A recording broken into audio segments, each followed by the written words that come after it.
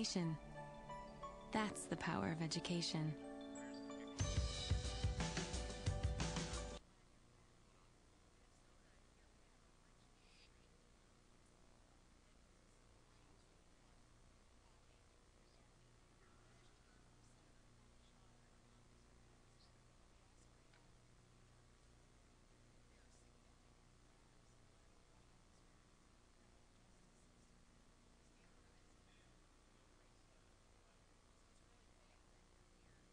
What's that?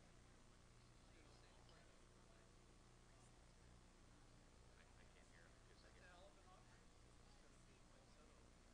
can't hear him because I get. Where is that? Why isn't that working?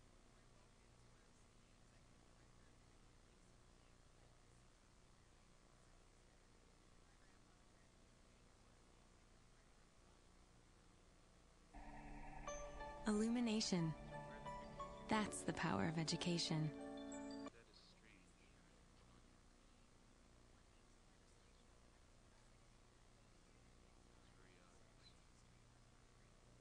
It's very obvious. Oh, maybe that's this. Could that be it? Let's see. Yeah, why is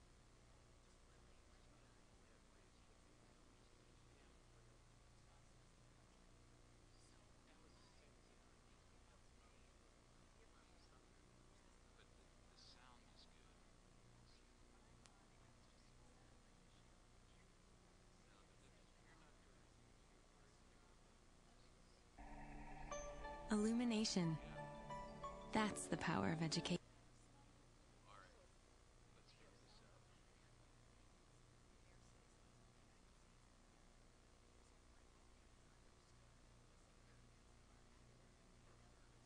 just to see if it's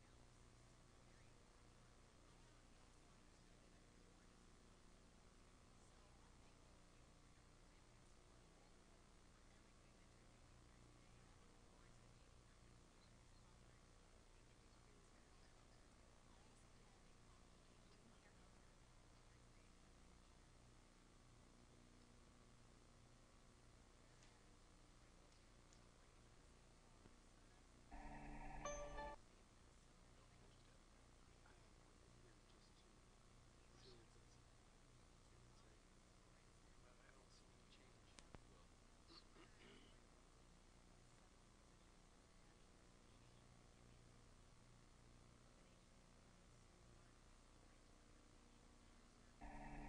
change. Well, Illumination. what the heck is That's supposed to be in the same folder?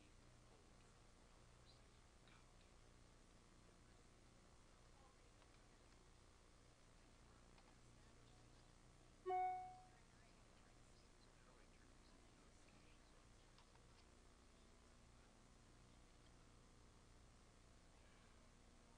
damn it. So how do I turn these notifications off? Where's shoot.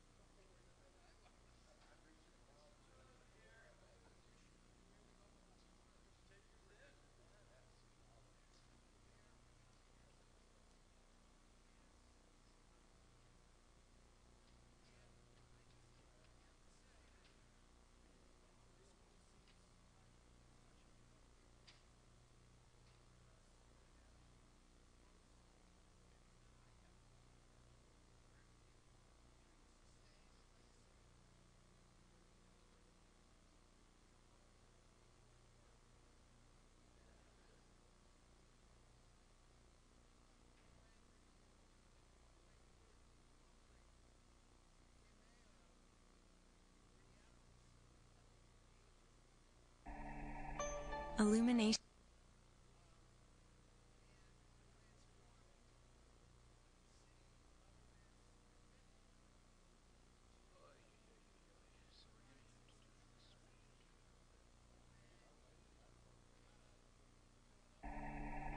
Illumin.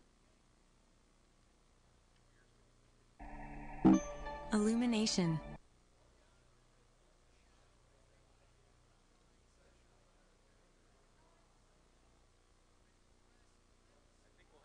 I think what I'll have to do is leave the PowerPoint and just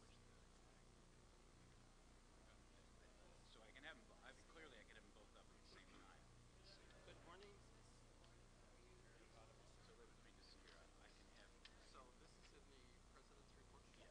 So it reports through. It's right. So what we'll have is we'll have this, and I got to go through a couple images here, and then I have to go here, unfortunately.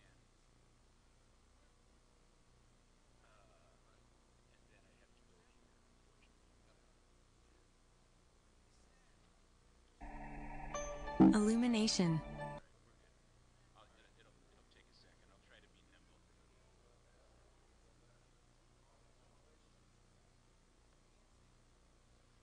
I don't know why it didn't stick.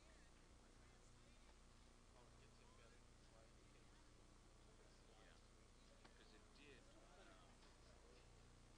yeah, because it did. Let me just see one thing here.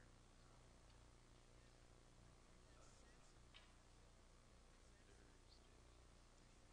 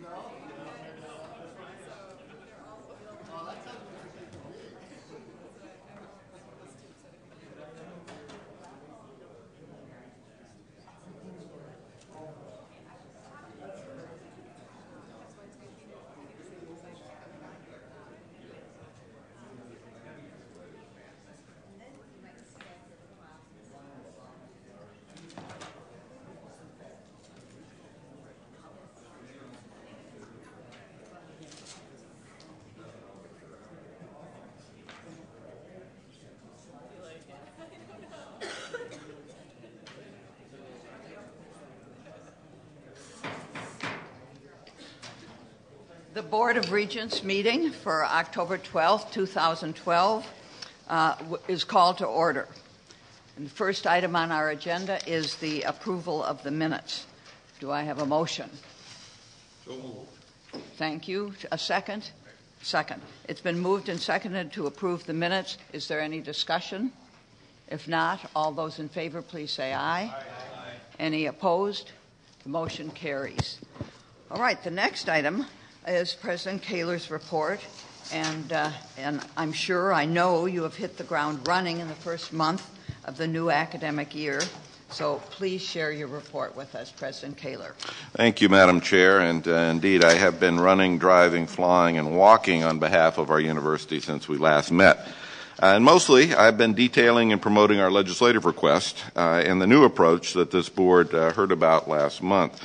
I gave presentations about our important biennial budget request, for which I will be requesting your approval later today, of course, to, among others, legislators from both sides of the aisle, the Minnesota Chamber of Commerce, the Minnesota Women's Economic Roundtable, our Faculty Senate, to all of our faculty and staff via system-wide, live-streamed and well-attended in-person campus conversation, to 300 members of our Extension faculty and staff, where I also emphasize the advocacy power of Extension and its impact and presence across all 87 of our counties.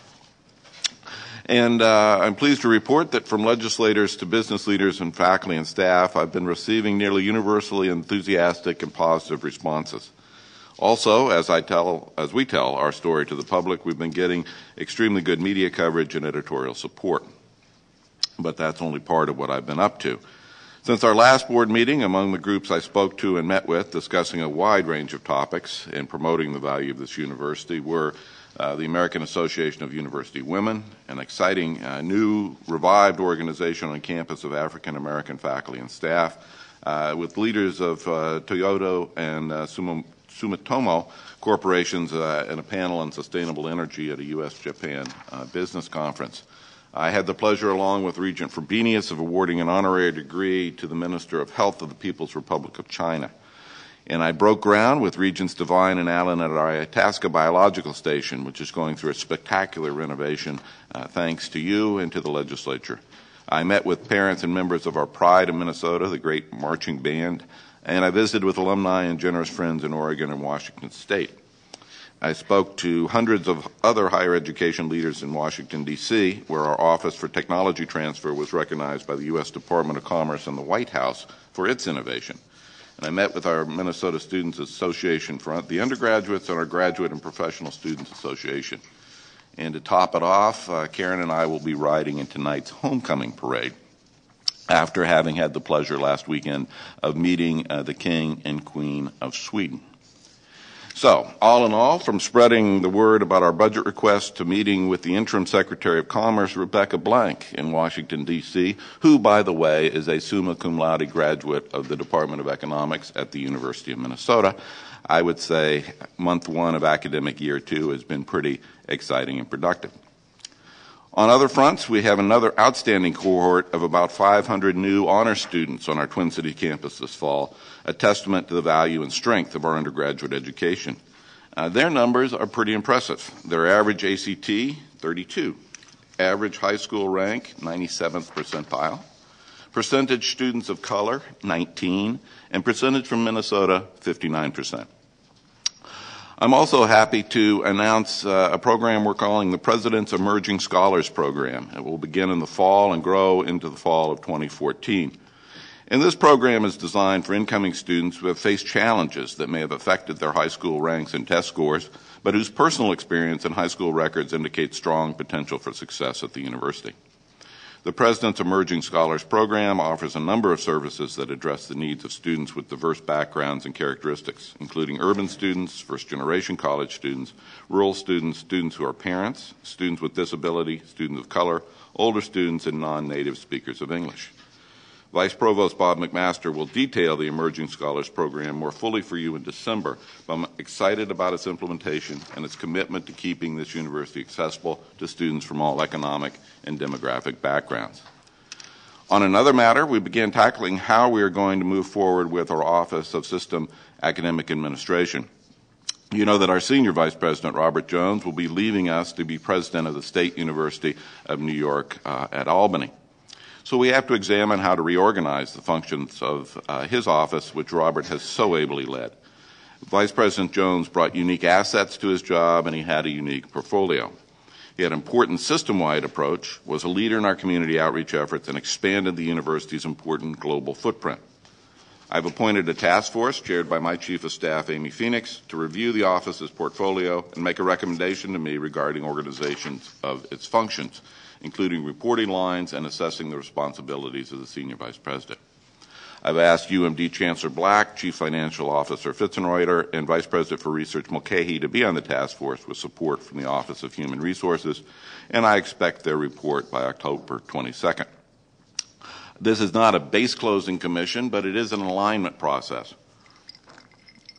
And I believe it will allow the university to operate even more effectively than we do now.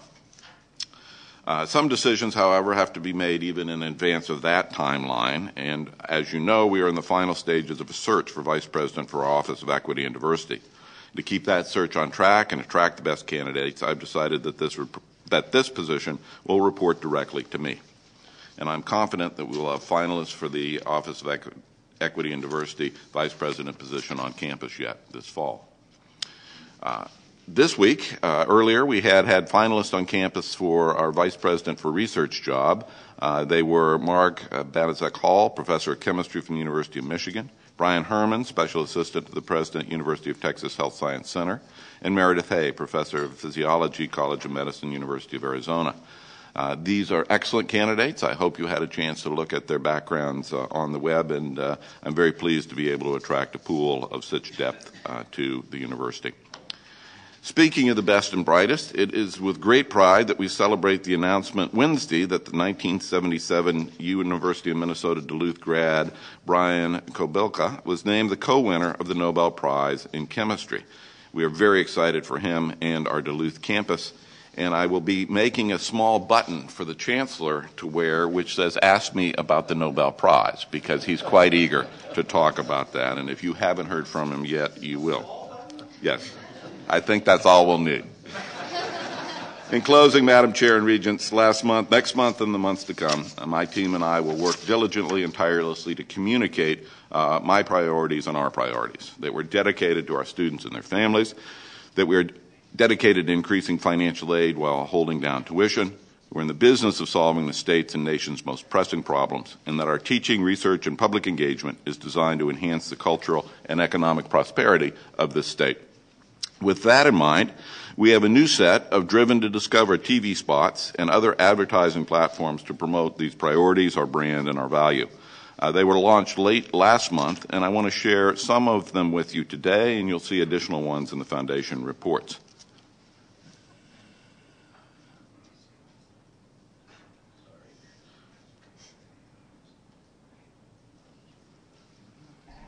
Here we go. Illumination. That's the power of education. Shining a light into problems' dark alleys.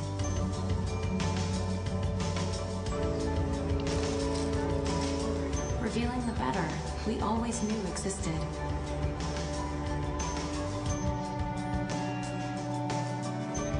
Dim our lights, and Minnesota becomes less brilliant. Keep them lit, and the darkest challenges fall to the greatest light, the light of discovery.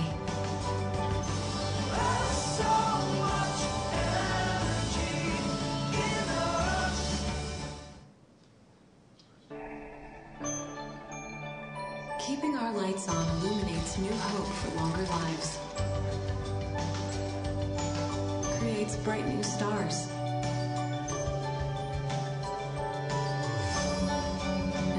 Ideas that spark the greatest minds of tomorrow.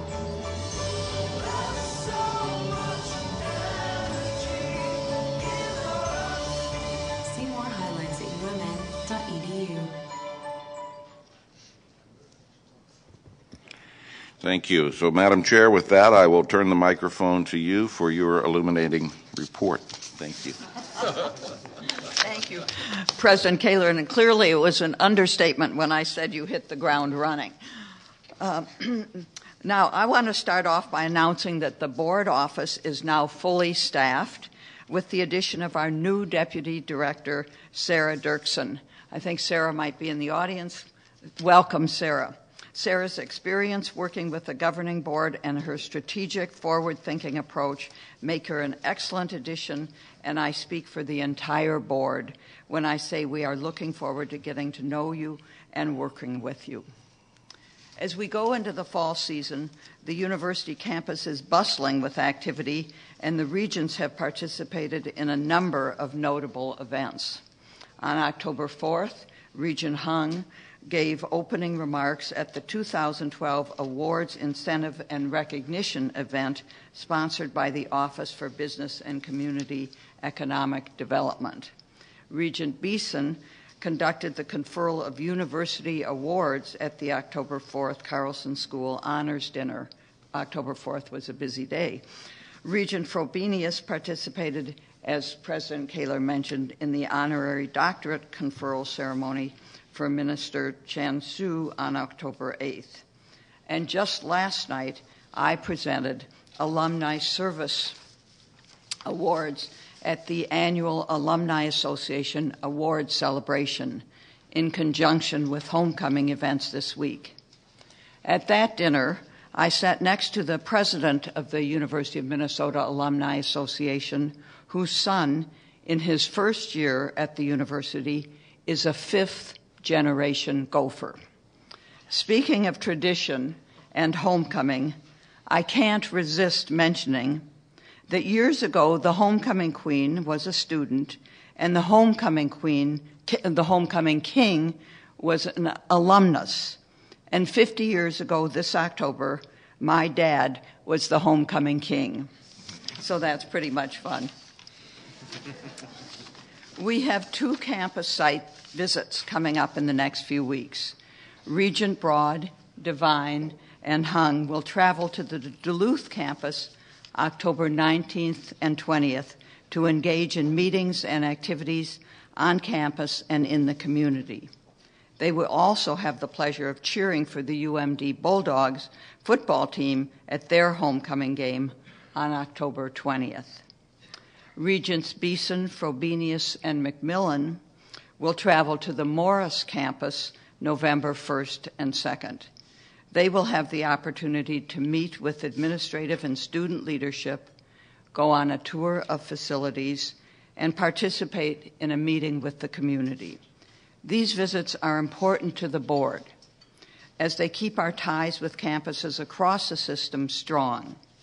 Staying apprised of the culture and climate at each campus is critical to the overall success of the university. The next scheduled board meeting is Friday, December 14th. There are no reports to receive and file this month. And so now we will move on to the consent report, and I would like a motion to accept the consent report. Thank you. It's been moved. Is there a second? Second. Is there any discussion about the consent report? If not, all those in favor, please say aye. Aye. Any opposed? The motion carries. Now, we have a very exciting presentation with multiple presenters. Vice President Mulcahy, please come to the table and invite Professors Diaz, Ebner, Genie, and Sadowski as appropriate. We look forward to hearing about the MnDRIVE research initiatives. Welcome to all of you.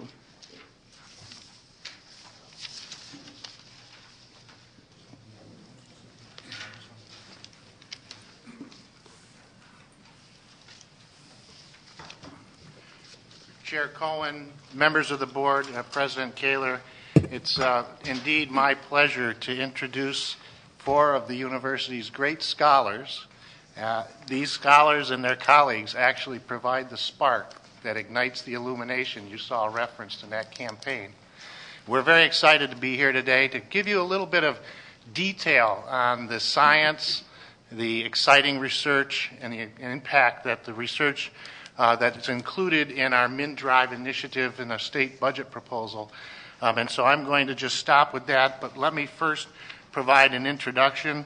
To my left, we have the four of our faculty: Tim Ebner, who is the professor and head of the Department of Neuroscience, the Max E. and Mary Ledoux Pickworth Endowed Chair in Neuroscience. Francisco Diaz-Gonzalez is a professor of food safety, microbiology, and Department for Food Science and Nutrition. Michael Sadowski, Distinguished McKnight Professor, Director of the Biotechnology Institute. And Maria Gini, the College of Science and Engineering Distinguished Professor and Associate Head, Computer Science and Engineering. They will each in turn provide you with about a 10-minute summary of their view and perspectives on the initiatives included in the MnDRIVE proposal. And I would just ask that we go through each of the presentations, about 10 minutes apiece, and then we'll have an opportunity to entertain questions, if that's acceptable to you, Chair Cohen. Certainly is. I'm looking forward to it. Well, thank you very much. And I believe first up, we'll be hearing from Professor Diaz-Gonzalez. And if I can get this started, we'll be all set. So, Francisco, if you just let me know when you want me to advance. Thank you very much, Tim, for the introduction. Chair Cohen, President Kaler, members of the board, thank you very much for the opportunity to speak about the importance to Minnesota of strategic investments in research, education, and policy analysis for securing an abundant, wholesome, and sustainable food supply.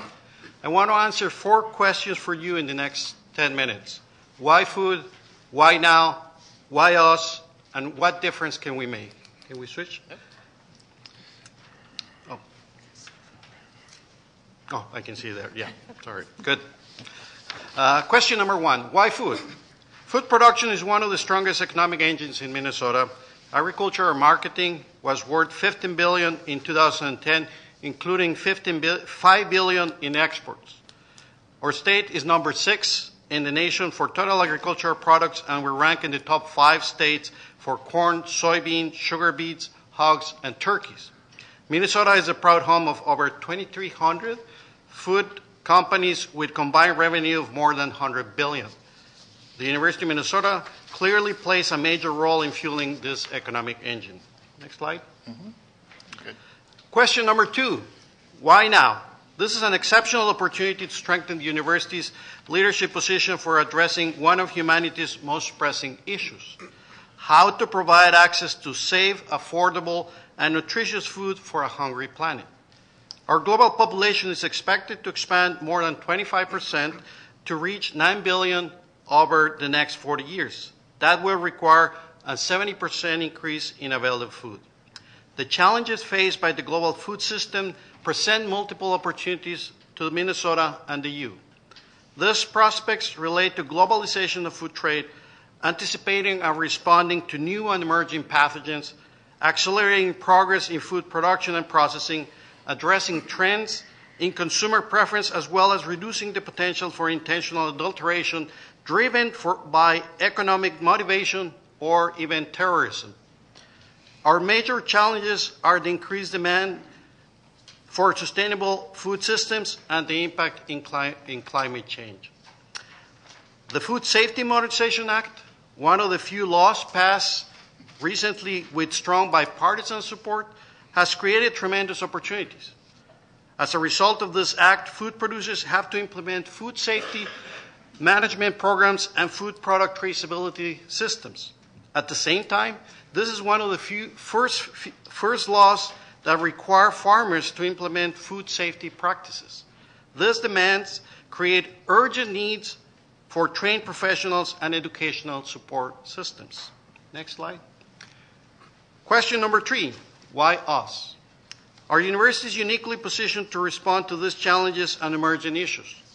We live in a time in which many problems are so complex that the only way to address them is by the synergy of multidisciplinary teams combined with integrated and system approaches.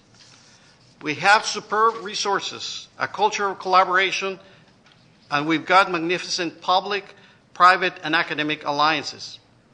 The university's scientific advances in crop varieties, food science, disease prevention, and public health are recognized globally. Our university has had a long tradition of solving food-related issues through the contributions of notable scholars like Norman Borlaug, Ansel Keys, Ben Pomeroy, and Larry McKay. I was fortunate to meet our most illustrious alumnus, Nobel Peace Prize laureate Norman Borlaug. He saved the lives of millions of people who otherwise might have starved during the 1960s and 70s. Ansel Keys, a faculty member in the medical school who not only ensured that American troops were properly fed during the Second World War, but advanced our early understanding of diet and health. In animal health, Ben Pomeroy's discoveries in poultry science led to the control of salmonellosis, mycoplasmosis, and fall typhoid in Minnesota farms. In my own department, Larry McKay, a cheese microbiologist, elucidated the molecular genetics of lactic acid bacteria that benefited the dairy industry. I could continue with a long list of the eminent scientists at the university who have developed solutions for food production. But my point is that food has been and continues to be part of our land-grant mission. Next slide. More recently, our university and state have been national leaders in food-related areas intended to enhance consumer health, preserve the environment and natural resources, and at the same time protect consumers from foodborne disease.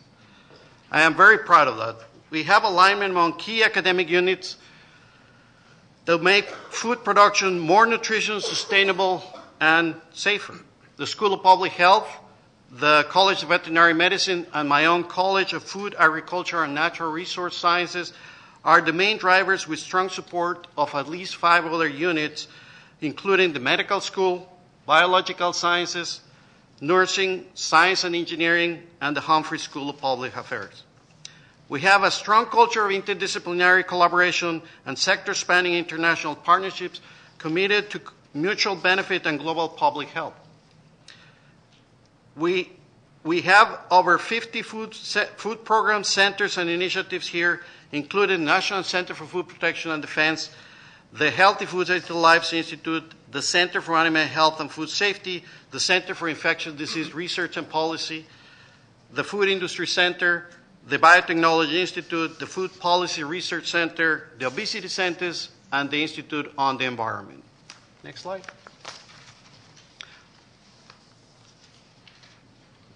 Our external partnerships are primed for catalyzing this food initiative. Our activities benefit from our private sector connections that include Cargill, 3M, General Mills, Land O'Lakes, Davisco, Hormel, and Ecolab. We have solid associations with numerous agricultural commodity groups representing both livestock and crop sectors. We also have multiple interactions with intergovernmental and international institutions such as the World Health Organization, the University and the United Nations and Food and Agriculture Organization have signed a formal memorandum of agreement to spur further cooperation. Next slide. Question number 4. What difference can we make for our state and our country?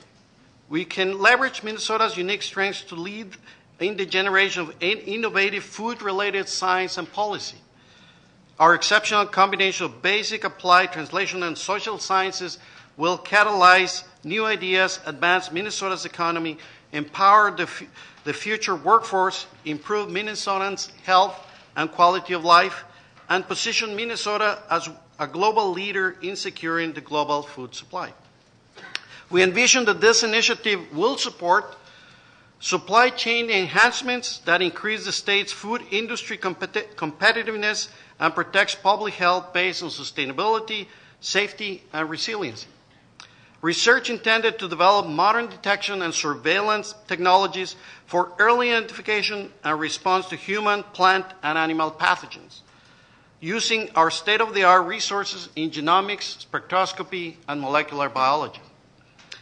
Basic and translational research to develop novel and alternative food processing and preservation solutions that will control spoilage and pathogenic organisms and at the same time reduce waste. Apply studies on animal health and welfare to optimize productivity and reduce potential human pathogens while ensuring humane animal care. Robust policy analysis of critical food and nutrition issues from the perspectives of production, processing, economics, and public health, and in order to better inform legislators, regulators, and our citizens. Next slide. To summarize, food is a primary engine in Minnesota's economy, and the U of M fuels that engine. Food is headline news. The public's expectations are growing, and future projections demonstrate the critical need for increased production, more effective processing, farm-to-table food safety solutions, and better supply chains to meet global demand. Third, we have a strong legacy, and we are uniquely positioned to address these challenges and capture the opportunities for Minnesota. The University of Minnesota can catalyze innovation, empower the future workforce, educate consumers, and position Minnesota to be the leader in global food production. Thank you for your support on this biennial budget request. This initiative will contribute to the competitiveness of Minnesota farms and food companies and secure global market advantage, while Minnesota consumers will enjoy access to a safe, secure, abundant, nutritious, and sustainable food supply. Last slide. I just wanted to give credit to the colleagues who provided input and feedback in the preparation of this presentation. This is just an example of cooperation that exists in our university. Thanks for your attention, and I'll be very happy to entertain any questions. Thank you very much. Before we take questions, I'd like to proceed to our second presentation on advancing discoveries and treatments for brain condition, and would turn the podium over to Professor Ebner. I'd also like to thank Madam Chairman, the board, and the President for this opportunity, and I really appreciate your enthusiasm you showed at lunch yesterday. This is an initiative on brain disorders, and why brain disorders? Well, effectively, 1 in 5 Americans are going to suffer from a serious neurological disorder or psychiatric disorder in the course of their life. And if you look at the numbers, they're really quite staggering. Look at stroke. 3 million Americans, the third largest killer, $25 billion a year. Alzheimer's, 4 million Americans right now, $60 billion a year. That's projected to grow to something like 25 million Americans in 50 years as we age. Depression, almost 20 million Americans have a significant onset and effect of depression in their life, costing $30 billion a year. And I haven't even gotten to the big ones yet. Addiction and pain, over 100 million people, several $100 billion a year. So the problem is we're still struggling to understand the causes of many of these disorders.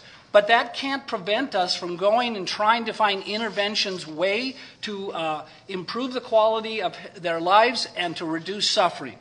So this is a program on neuromodulation.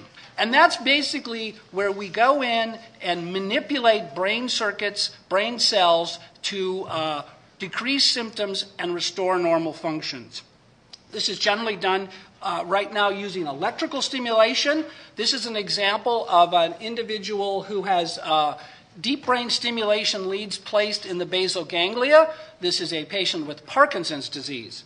And this is the prototype of successful use of deep brain stimulation. Now, this movie is from Jerry Vitek. He talked to you yesterday. He's the head of neurology. This shows a Parkinson's patient. Actually, he's quite a young man. You see the typical signs and symptoms. He has tremor. You see he has trouble with his posture. And you notice all his movements are very, very slow. This is typical Parkinson's. Now, after placing a stimulator and programming it, you can see this individual's movements are quite fluid. He can even shovel snow. Lucky. And he has no tremor. So there are other ways people are doing this today. I'm not going to talk about them. Things like transcranial magnetic or direct current stimulation are newer. These are non-invasive approaches. So why Minnesota? Well, we have great strengths in basic and clinical neuroscience. These are 5 key departments that would be involved in this. I'll just mention a couple of their strengths. My department, neuroscience, has 35 researchers, 35 faculty working on neural circuits and how do they work and how they don't work in disease. You heard from Jerry Vitek, the head of neurology. He's a world expert in deep brain stimulation for movement disorders. His department is running 2 major clinical trials. Psychiatry. The importance of this initiative to psychiatry can't be overemphasized, and they're working on deep brain stimulation for depression, obsessive compulsive disorders. Neurosurgery is a key player. Neurosurgery has the functional neurosurgeons that work with a psychiatrist and neurologist to implant stimulators in the right place, to program them to optimize the patient's benefits. And then our colleagues in science and engineering are critical. Biomedical engineering is making a big investment in this space. They recently hired 2 faculty whose expertise are in neuromodulation, and they're invaluable. And then there are many institutes and centers that are critical. We have built up centers on neurodegenerative and Alzheimer's disease, and we've brought some real experts to university in the last few years in these diseases. The Center for Neuroengineering is over 20 faculty now who work on understanding brain signals, how to record them, how to manipulate them. The Center for Magnetic Resonance Research, I think you know, is one of the world's leader in brain imaging, and those tools will be critical for neuromodulation. And then we have something called the Institute for Translational Neuroscience, which has been investing in faculty infrastructure and research in these various areas. So why Minnesota? Well, we also have a device industry that is a world leader in neuromodulation. Medtronic has 59% of the world share in neuromodulation systems. And both Boston Scientific and St. Jude are growing their neuromodulation programs. They had combined revenues in this space of $2.3 billion in 2011. In 2016, this is supposed to hit $10 billion worldwide. This is a growing enterprise. Now, I don't think we can be complacent. I list here 3 European companies. They've all launched this year new products that claim to offer more precise, more versatile, and more efficient neuromodulation systems. Okay, so what's the future? We think the future is really almost unlimited. There's a growing list of diseases that are being treated, dystonia, tremor, but I really want to emphasize the psychiatric diseases, depression, obsessive compulsive disorders. These are incredibly hard diseases to treat, and they're now bending a little bit to neuromodulation. People are thinking about and trying things like addiction, recovery from stroke. If we could intervene in these diseases, we could make a major, major impact. We still need to figure out where's the best place to stimulate in the brain for a specific disease. How do we really control? How do we get precise stimulation? And then there's an interesting, really phenomenal question that's come up. Well, maybe stimulation can actually alter the course of the disease by interfering with these malfunctioning circuits. So let me give you 2 things that are really the scientific future. One is called optogenetics.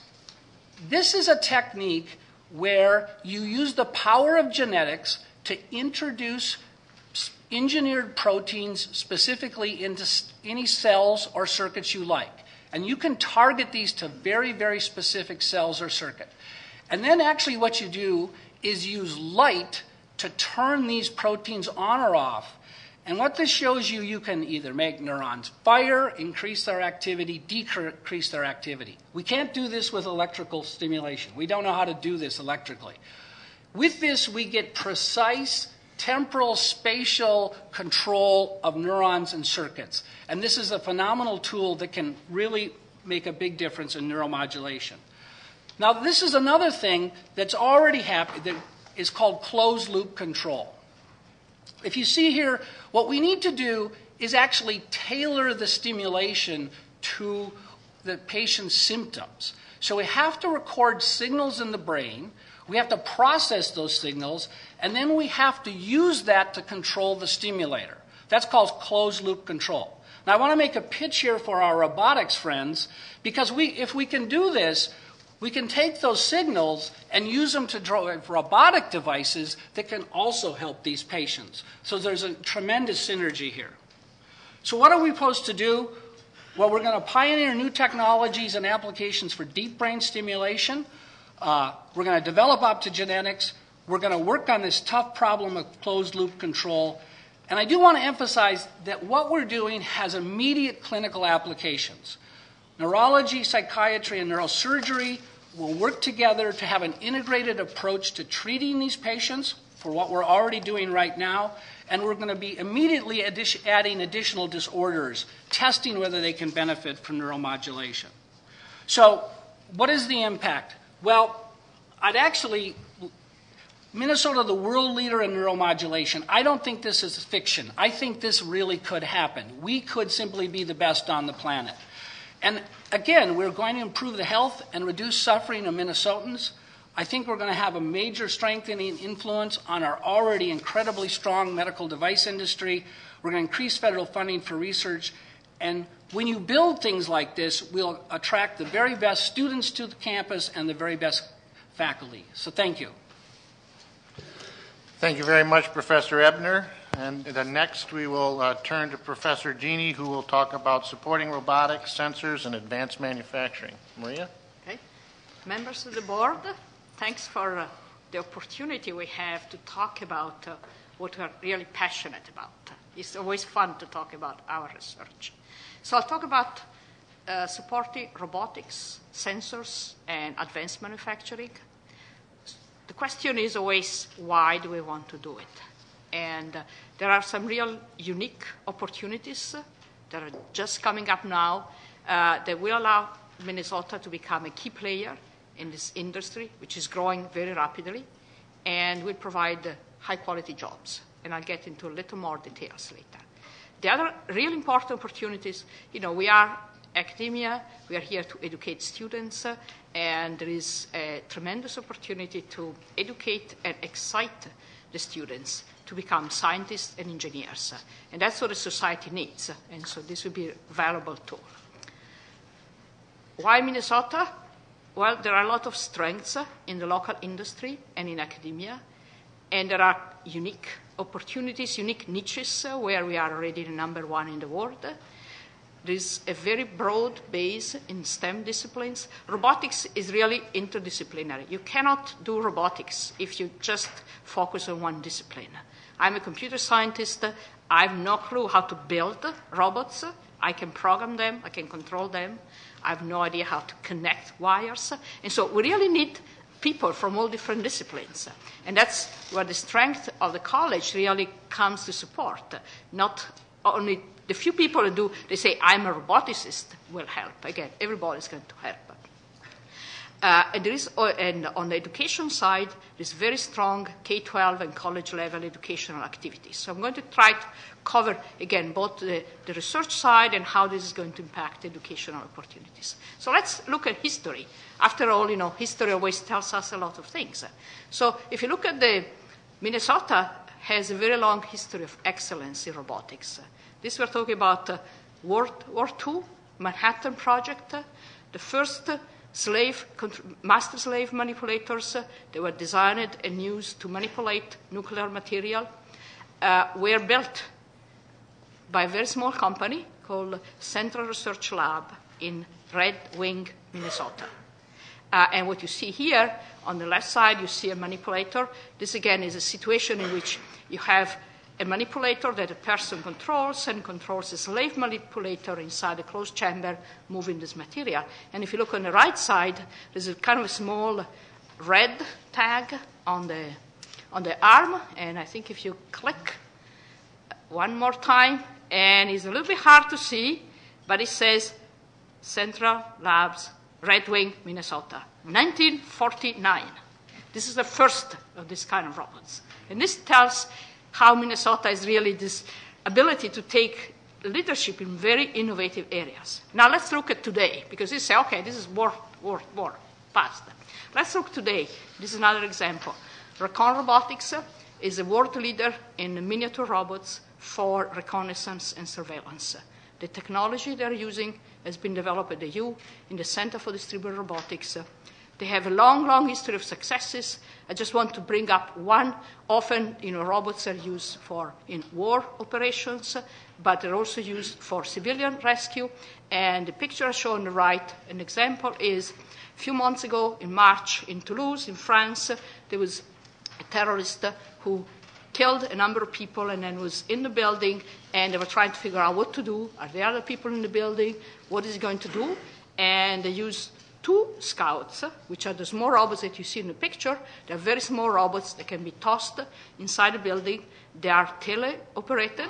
They have a camera. It's like you send your eye, you toss your eye somewhere else, but you're still connected to you, and so you can see, right? And you can even control. You still have the ability to turn it around.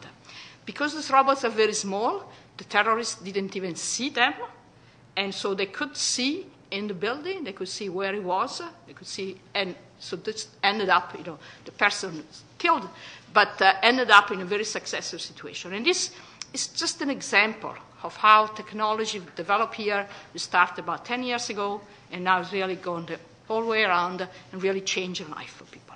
So, economics. Numbers are always useful. I kind of mention a few of them just to give a sense. If you look at the growth in the market for robots in the last year, it's been really incredible. The market typically is split in industrial robots, service robots, and personal and domestic robots.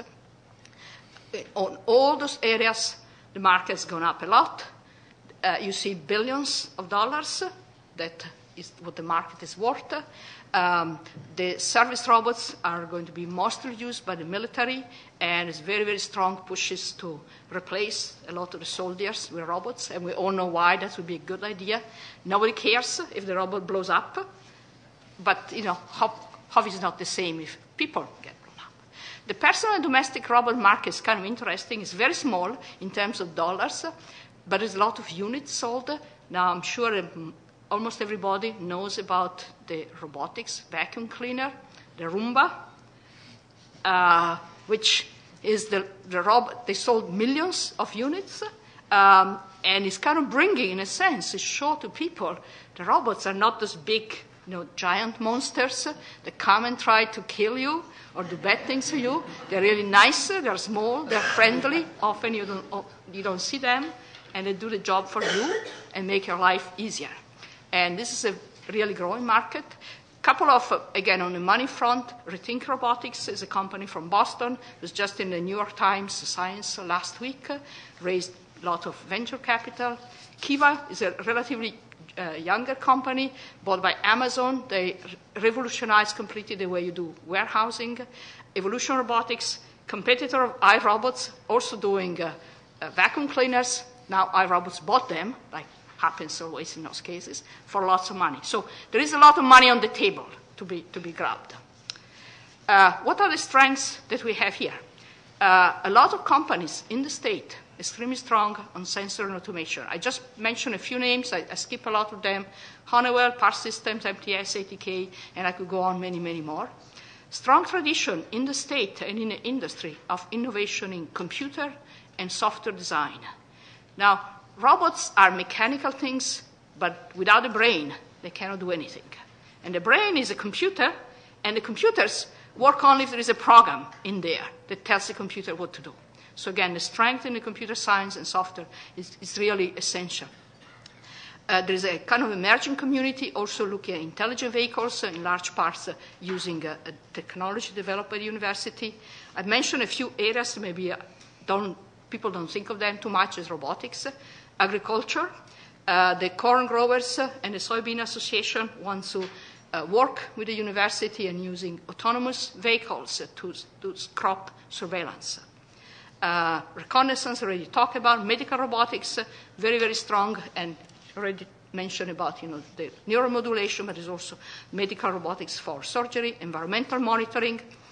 And just to finish, a quick initiative, this Recon Robotics and the Minnesota High Tech Association has started this group, which is called Robotics Alley, and they're really trying to create a robotics alley as kind of a replacement or addition to the medical alley that is kind of famous for the state. Now, the last part is education. And robotics is kind of unique opportunities to really change the education and affects a lot of students.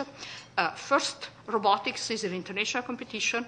K-12 students, the major competition is for high school. Started 2006, there were 2 teams in the state. Now they're going 170 teams. A lot of the high schools in the state have a robotics team. Teams are from 5 students to 60 students. And think about, you are in high school and you have a team of 40, 50 students, 20 students, and you learn how to manage them, you learn business plan, they have to get money to buy the parts, to participate in the competition, they have to do the entire enterprise. And the students that come up from this competition are so prepared to do real world work, they're prepared to work in teams, they understand all those things, and they're extremely excited. And finally, there are a lot of other opportunities for robotics in education. I mentioned here a few things that we do, lots of opportunities for undergraduates, technology day camps. I have to say that FIRST Robotics is really strongly connected to the university because thanks to the leadership of the Dean of the College of Science and Engineering, the regional finals are held on campus. They take over Mariucci Arena, Williamson Arena, and I've never seen so many kids so excited, not because they're going to listen to look at the sports, but because they are the players in a sport arena, and they are the players because of the science that they do, the engineering they do. I mean, it's really something, if you see them once, you say, wow, this is the way to go. And I think, again, robotics is this opportunity that we have to capitalize on, because at the end of the day, if we get more students interested in science and engineering, they're all going to work for the state of Minnesota, and they're all going to change the future of the industries. Thank you. Thank you very much, Professor Genie. And finally, we'll hear from Professor Michael Sadowski, who will talk to us about advancing industry in ways that will help conserve our environment. Madam Chair, members of the board, President Kaler, I'm so excited to be here today to represent our part of the initiative in advancing the industry, conserving our environment. And I'd like to talk about our vision firstly, and that's really to enhance opportunities in Minnesota for energy, agriculture, and mining industries through the use of science and technology to solve environmental challenges that we all know and hear about all the time. We really also want to make more efficient use of our environmental resources and our future energy sources, and our overall vision should accomplish this. To help achieve our goals, we'd like to deploy and develop University of Minnesota technologies that revolve around microbiological systems that can be used to diagnose, treat, and prevent water contamination arising from mining, agricultural activities, as well as natural gas exploration. And like my colleague said before, we're not doing this alone in a vacuum, but involve several faculty from several colleges, including the College of Biological Sciences, the Colleges of Science and Engineering, and the College of Food, Agricultural, and Natural Resource Sciences. So it's truly an integrative approach. I'd like to talk a little bit about the area of bioremediation. And as opposed to medical and food issues, you might not be quite as understanding of this area, but it's quite simple. It's really the use of microorganisms to render hazardous waste either non-hazardous or less hazardous to human health. And we can bioremediate water, soil, and air, and more recently, even humans through personal bioremediation. Now, we'd like to apply these technologies to currently stalled industrial and agricultural processes throughout the state that can easily benefit from microbial remediation strategies. And I'd like to exemplify this just with a couple examples. Firstly is the reuse of mine pits for aquaculture. And this has been tried in several places in Minnesota, but due to problems with nitrogen contamination in the environment, those things have been stopped. However, microorganisms are uniquely evolved to utilize many of those byproducts and can remediate those environments, thereby allowing this industry to prosper. We can also enable stalled industries along the Iron Range, such as emerging copper and nickel mining, by using microbial bioremediation of acids and heavy metals that are released into the environment due to these activities. And lastly, I'll give you an example of the development of bioremediation strategies for cleaning up fracking wastewater that's from hydraulic fracturing to produce natural gas and oil. Now, the reasons why we can target microorganisms for this is because they are vast, varied, and have unique metabolisms that allow them to utilize a large number of compounds. And similar to what my colleague, Dr. Francisco Diaz-Gonzalez said, these are the engines that in fact drive our planet. In mining, microbes can transform metals from toxic materials to less toxic materials, render them inert, or remove the metals from waste streams and enable clean mining processes. In energy, as you heard from Professor Larry Wackett yesterday, microbes are providing third and fourth generation biofuels that capture and convert waste products to useful compounds that run even our farms. They allow us to remediate chemical contaminants, and they also allow us to enhance recovery of water that's used for various purposes. What we'd like to do, in fact, is to harness microbial bioremediation for clean mining. So this is going to be an area that's going to be expanding in Minnesota, and we want to be ahead in the forefront of developing technologies to allow us to use those resources efficiently without contaminating the environment. Microbes, as I said, have the ability to transform many metals. And as Dr. Jeff Graulich mentioned yesterday, they render many of these metals insoluble and reduce their toxicity. And these are all around us. We use them in everyday life, but we have to use them in a proper way so they don't contaminate the environment. This cannot be done in a vacuum. So in addition to pure science and basic science, we also need to do and use these technologies in association with engineers. And again, it's a true cooperation between science and engineering that allows us to make these new bioremediation treatment options available. And as yesterday you heard from Dr. Graulich, we also have the ability to modify organisms through the areas of various genetic and genomic technologies, and we're utilizing these technologies with our students at these iGEM technology symposia that are going to be in Boston soon to show us how we can genetically modify and use synthetic biology and synthetic ecology to tailor the organisms to do these processes that we want.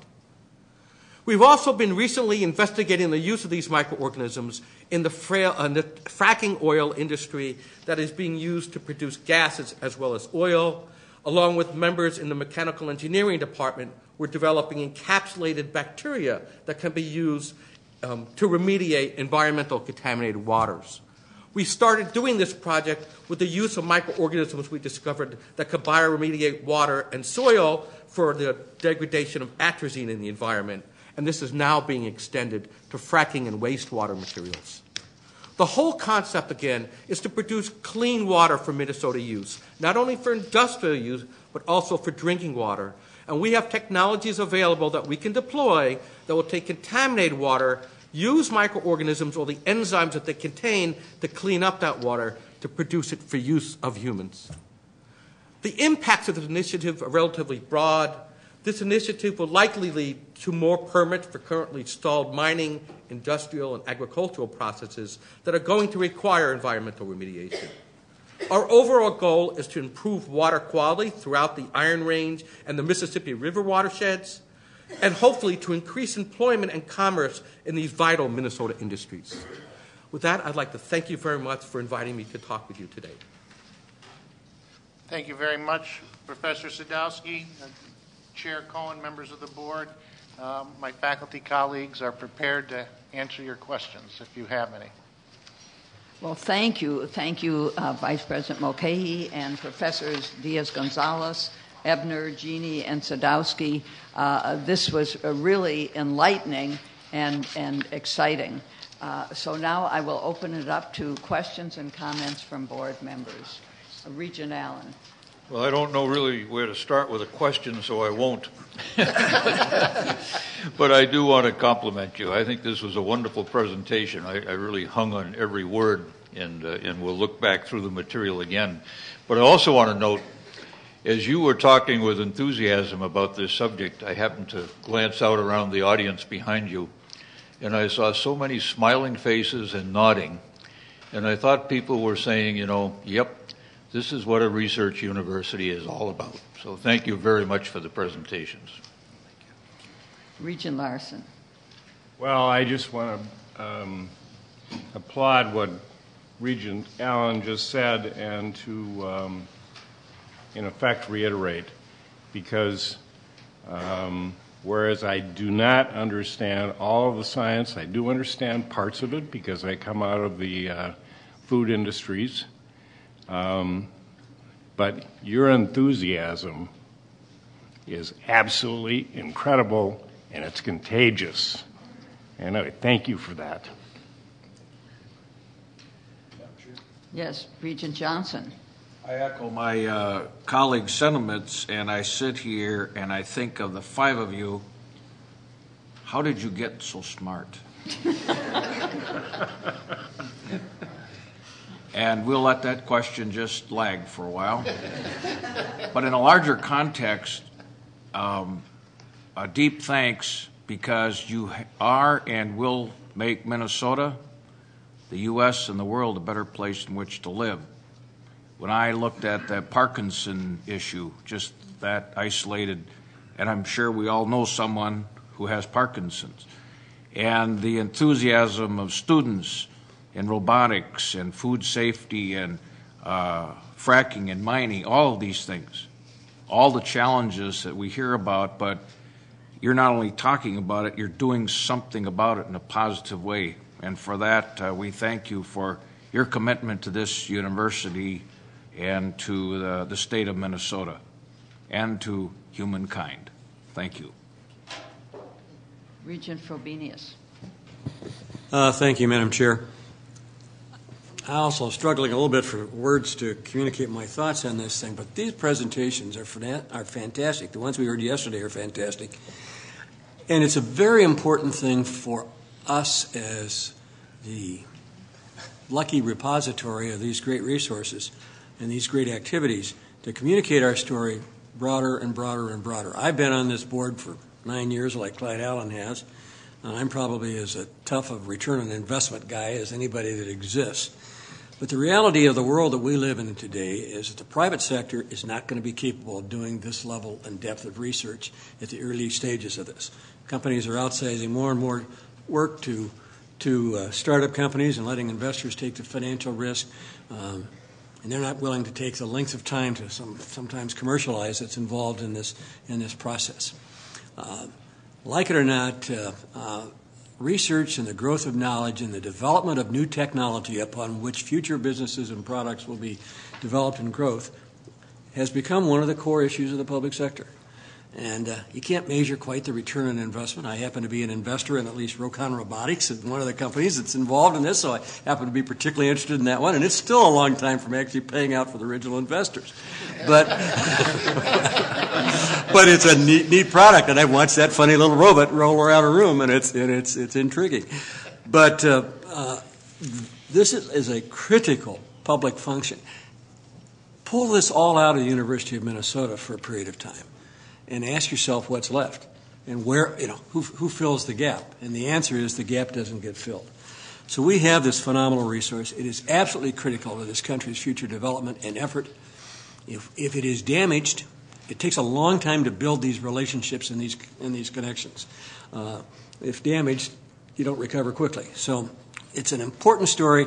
This type of presentation brings a very practical application part of the general value of research, and it's really important to get those practical stories out and about as part of this wonderful story. Thank you.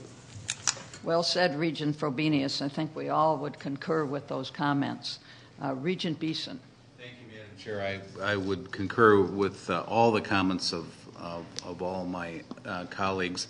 I would add, from a business standpoint, and this might be directed to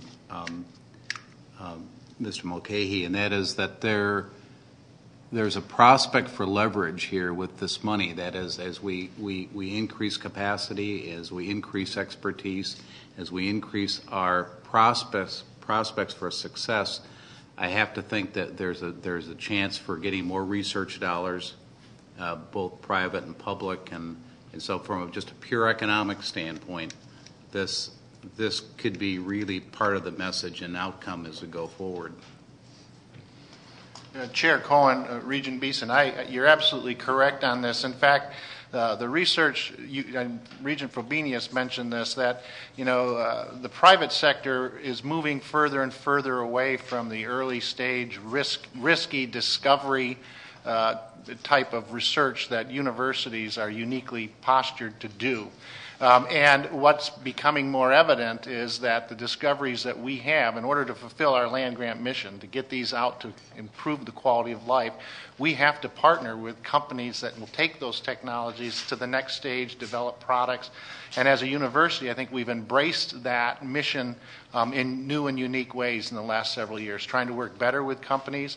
The message around this initiative with the state legislature is that we would utilize that investment that they would make through these initiatives to actually leverage additional cooperation, support, and partnership with business and industry relevant to the state.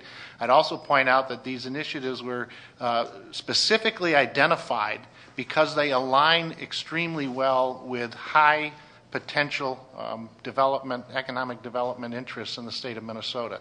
The other thing I'll take the opportunity to just state here is, some might mistakenly assume that the kind of research that we talked about here is something we came up with recently as an approach to go to the state legislature. I want you to know that the kind of great work that was presented here today has been going on at this university for 150 years. And what we did is we surfaced and brought the story forward, but this has been going on here for 150 years. And so I think the idea of messaging why this is important to the state is going to be received very differently at the legislature than our traditional messaging has been in the past. Yes, certainly. Certainly has put a package together that seems extremely impressive. Regent Devine.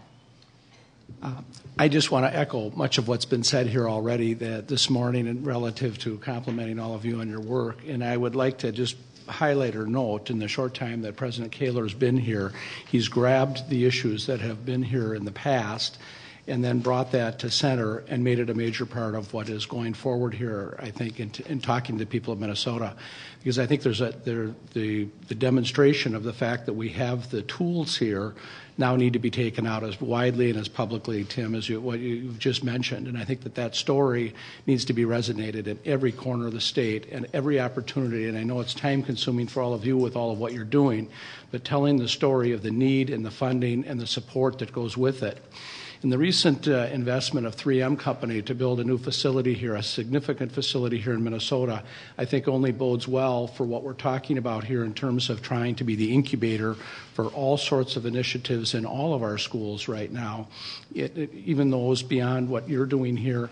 I think we've got a wonderful opportunity, and the state needs to be awakened to what the opportunities are that we can provide as a state and in job creation and all the other pieces that need to happen here going forward. And I congratulate all of you for your fine work.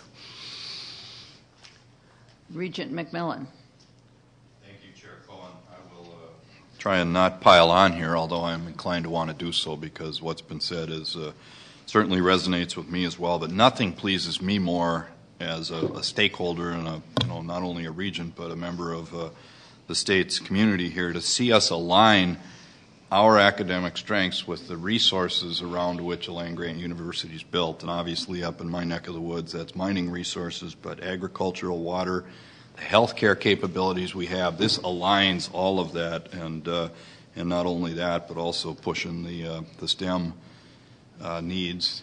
It's just great. It is really, really good to see us doing what I think people in the state and our legislature and our residents and the industries expect us to be doing. So telling that story to those stakeholders and letting them know that we are truly aligned, we get it, we're where we need to be, is so important. So I want to offer myself and the rest of my colleagues to get out and help you tell that story. Really, really well done. Oh, one question too, sorry. Sure. As we do the mineral resource piece and look at the bioremediation, are we using some of the applied research capabilities up in the NRI and Coleraine Minerals Research Lab, some of those things? Is there an opportunity to do that with our northern resources? Yes, sir. I particularly collaborate with folks in NRI on helping cleaning up water along the Lake Superior watershed area. Good. Any other comments, President Kaler? Anything? No. I think you've said it all. We particularly appreciate both the content and the passion with which you talk about it. And I think I'm ready to sign up for the personal bioremediation and a robotic vacuum cleaner. That sounds awfully good. Anyway, thank you very, very much. You can tell from the enthusiasm of the board how much we appreciate your presentation and your hard work on all these subjects. Thank you. Thank you.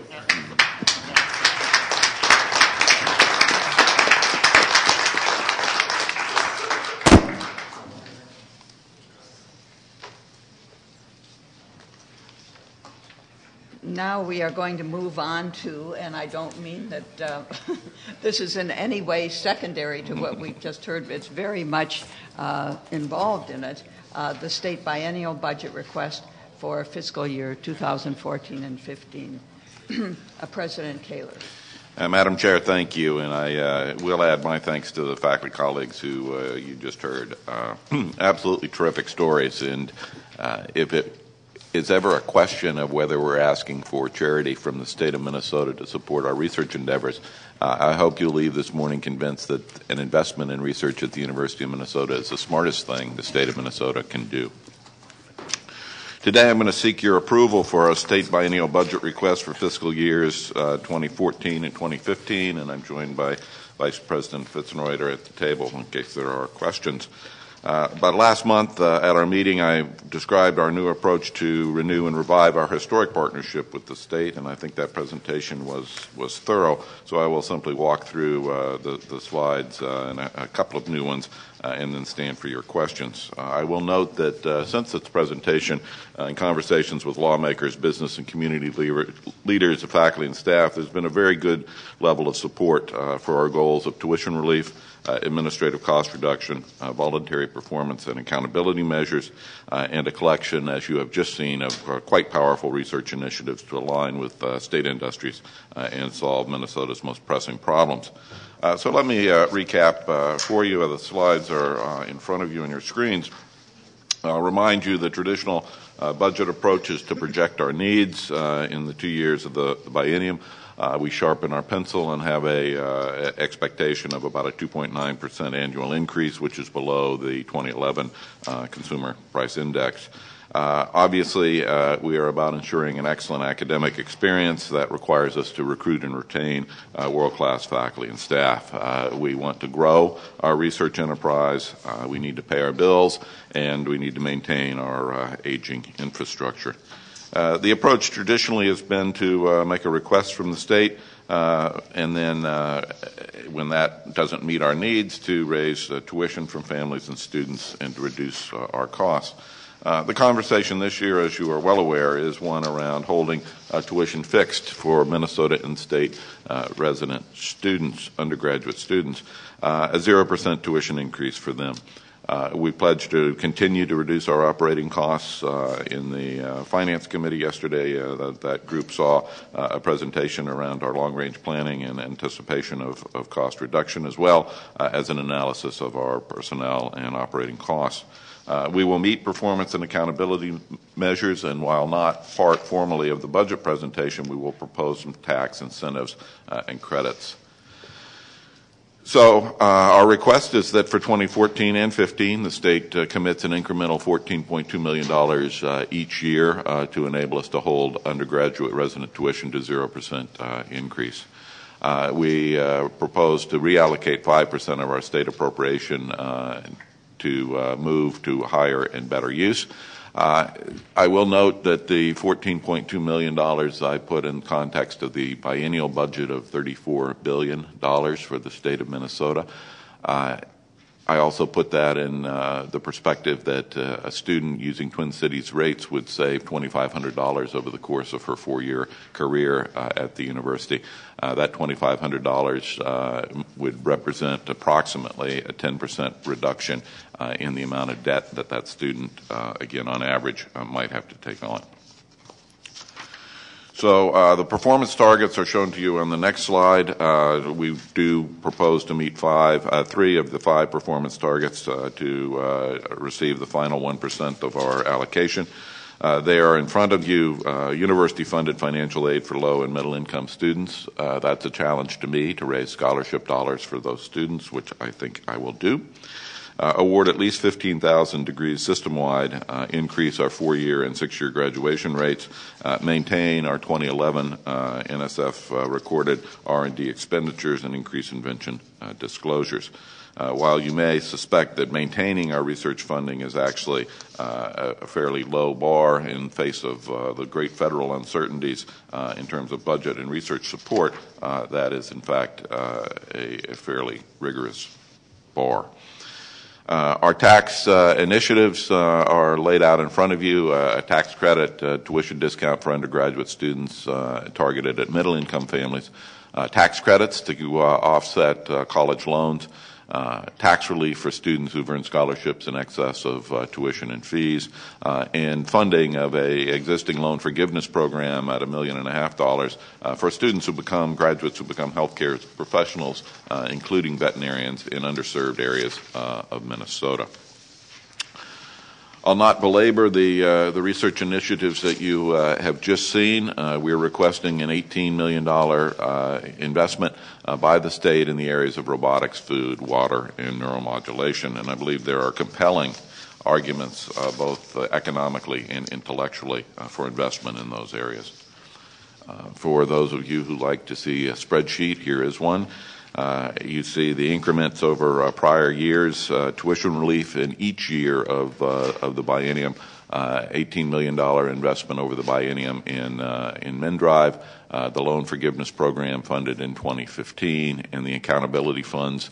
If we meet those goals in 2014, we receive those monies in 2015. The totals are there. The biennial math, of course, requires that we add the requests in 14 again in 15 so that they go into our base. And you'll see the total initiative price tag is $91.6 million, $92 million, which represents an 8.4% increase. The next slide puts those numbers a little bit in historical perspective. This is the total of the operations, maintenance, and state special allocations to the University of Minnesota over the past 18 years. And what you see is that the rollback that we currently are experiencing, $545.3 million annually, takes us back to approximately the level we received in 1998. And if our budget request is funded in full to bring us to a 2015 number of $604.7 million, that will bring us almost numerically equal to the amount of money we received in 2001. These are not inflation-adjusted dollars, and most everything I buy now costs more than it did in 2001. So in summary, the inflation level, the funding levels from 1998 to 2001 would be our goal to reach by 2015.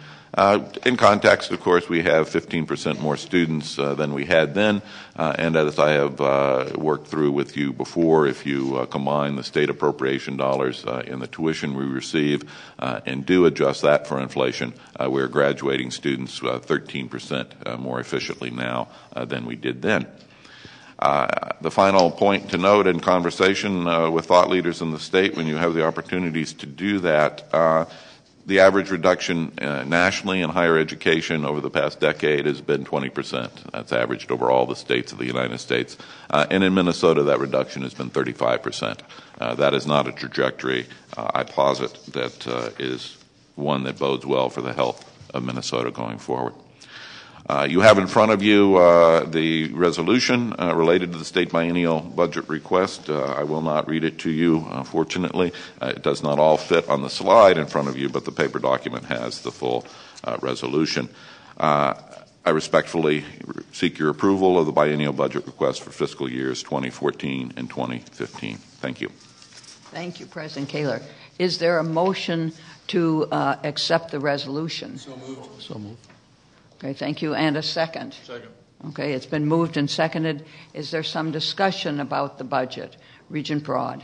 Thank you, Madam Chair, and I think when the budget was originally introduced, I was on the phone, and it's a little bit difficult to make comments in that case. But, I think that President Kaler, this budget reflects a new tone, a new commitment, and a new conversation, and I think all three are welcome.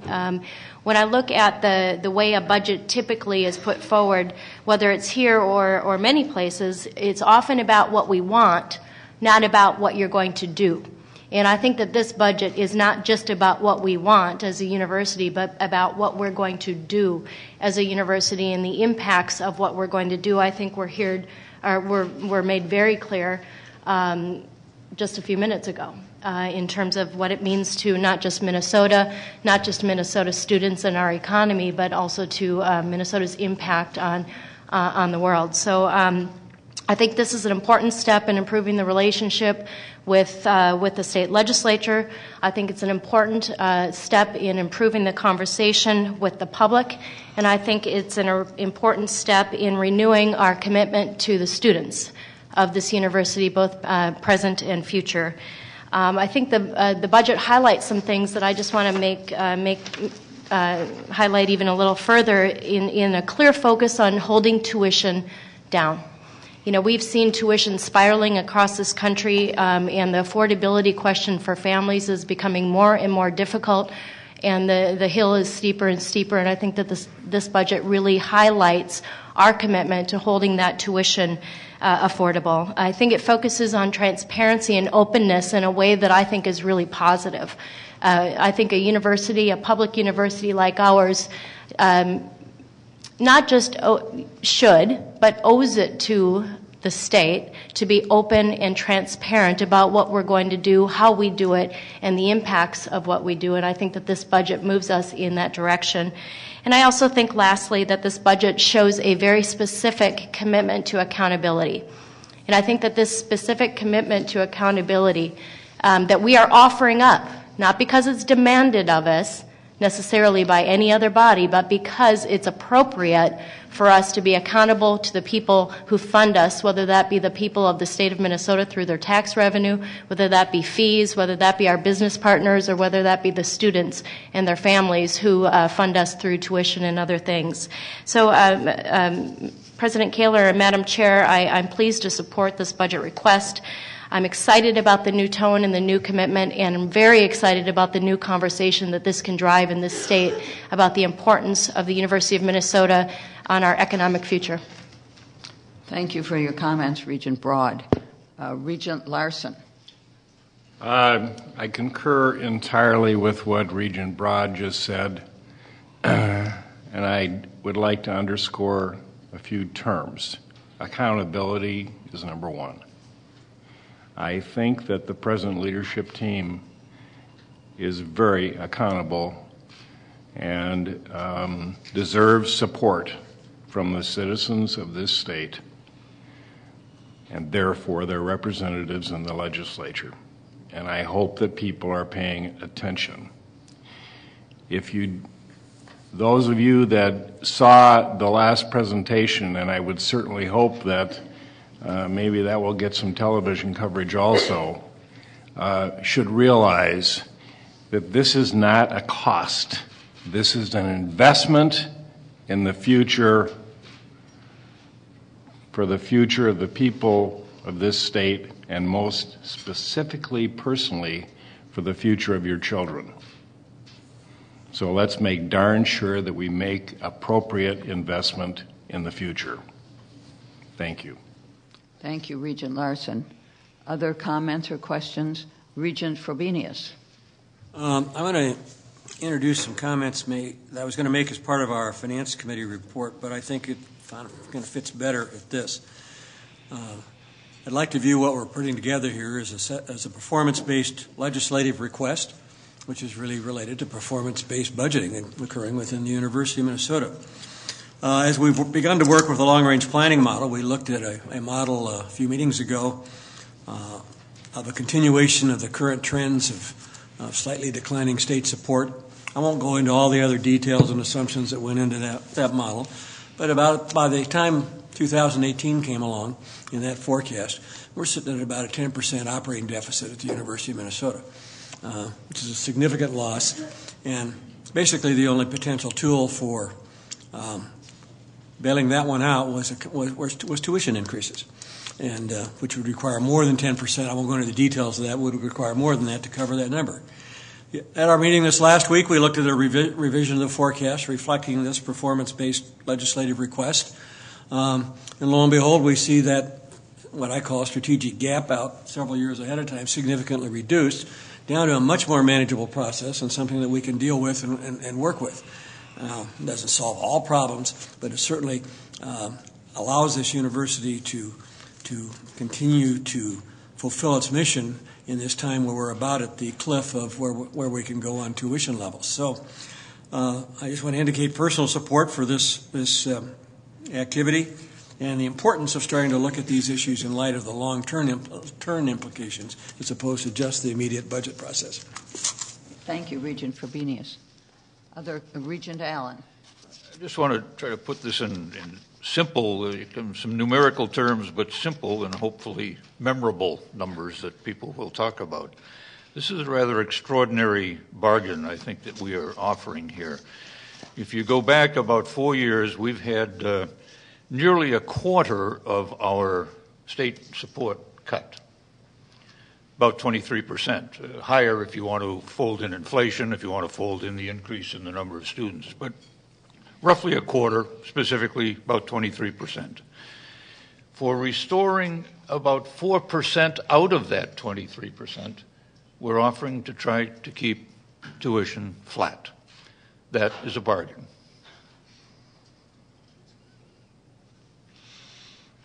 Well noted, Regent Allen. Thank you. Any other comments or questions? There seems to be. Well, we'll see. There's a motion on the table, and I'll call for the vote. All those in favor of the motion, please say aye. The resolution. Aye. Any opposed? The budget has passed. I think, President Kaler, that you can tell there's a lot of support, not only for the particular budget, but for the way that it has been proposed. Madam Chair, thank you very much, and I appreciate very much the support of the board. I would be completely remiss if I did not acknowledge Vice President Fitzgerald and his team's enormous contributions and work behind this relatively simple presentation you saw today. Your finances of this university are in extremely good hands in Fitz. Thank you. And I want to add my thank you, too, to Vice President Fitzenreiter. I do believe the board believes that our finances are in very good hands. Thank you.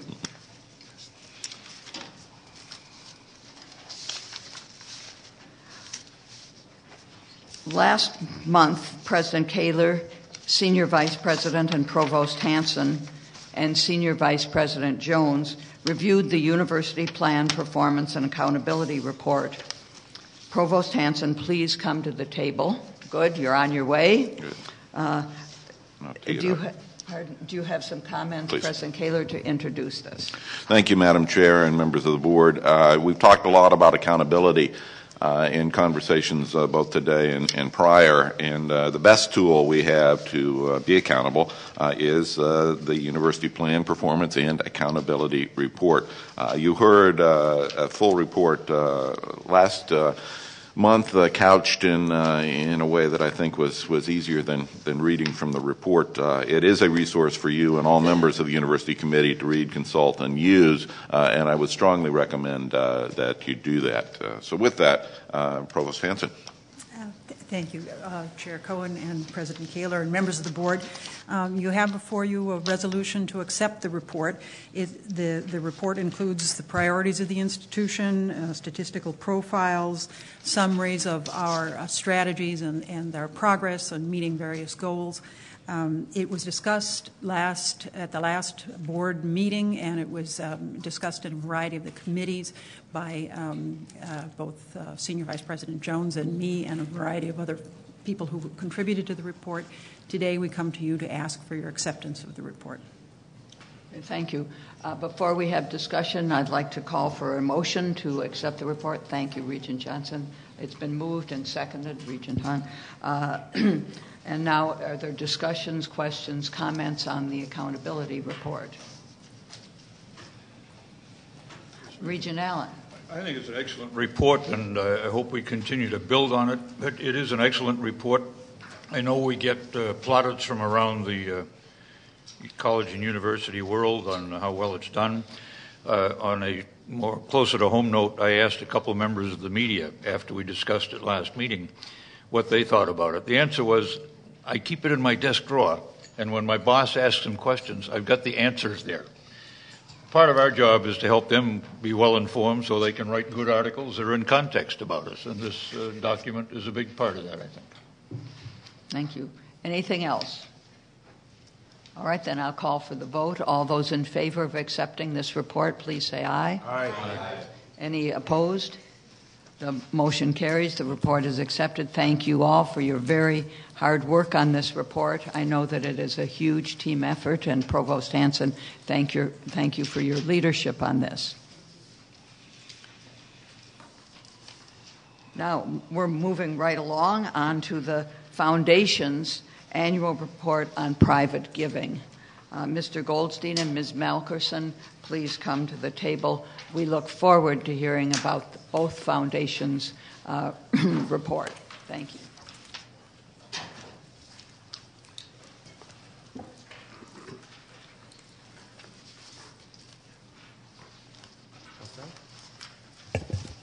Well, thank you, Chair Cohen, President Kaler, Board of Regents. As always, it's our great pleasure to present our annual overview of giving to the University of Minnesota. Today we have great news, which is always fun to share. Last year was a truly extraordinary year for philanthropy at the University of Minnesota. And I will say, despite a very challenging, continuing challenging economy, we far surpassed our goals. In fact, we set new milestones in both fundraising and happily distributing it across the University of Minnesota to our campuses for purposes of enhancing education and discovery, the likes of which we just had the pleasure of hearing about. So here are the headlines that summarize our successful 2012. Together, the University of Minnesota Foundation and the Minnesota Medical Foundation raised $244 million, which was a 10% increase over fiscal year 11. The University of Minnesota Foundation happily tied our all-time world record for annual gift production, reaching $194 million this past year. The first and only time that was reached, that lofty goal was reached, was in 2007, which was right before the Great Recession struck. The foundations distributed a record $169 million in private support to the university community this past year. Much of that money, as you'll see in the final report, went directly to students in the form of scholarships and graduate fellowships and other financial support. Donors also made very significant investments in academic programs, leading-edge research, and high-caliber faculty.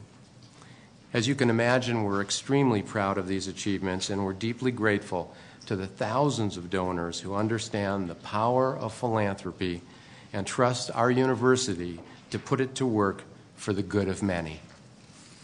Earning that trust is the work of many. Here at the university, hundreds of talented, determined, and I must add, highly competitive people, members of the development team, work very hard every day to recruit private donors. This is a team effort in every way. On the fundraising field, we're giving the very best of the Big Ten a run for their money. This last season, our standout player was a rookie, Eric Kaler. When President Kaler arrived on campus last July, he made an unprecedented commitment.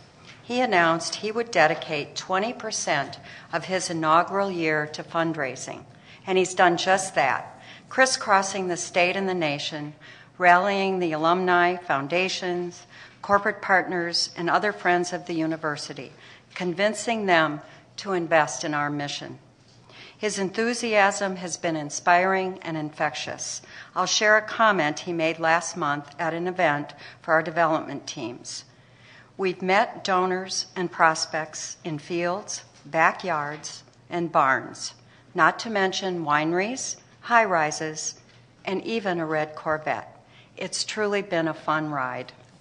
On campus and off, President Kaler and his wife Karen have been dynamic leaders, helping us fund the margin of excellence with private donations, leading the way from good to great at the University of Minnesota. Together as partners, the foundations and our donors have made great strides, not only empowering educational excellence, but improving the lives of thousands of people.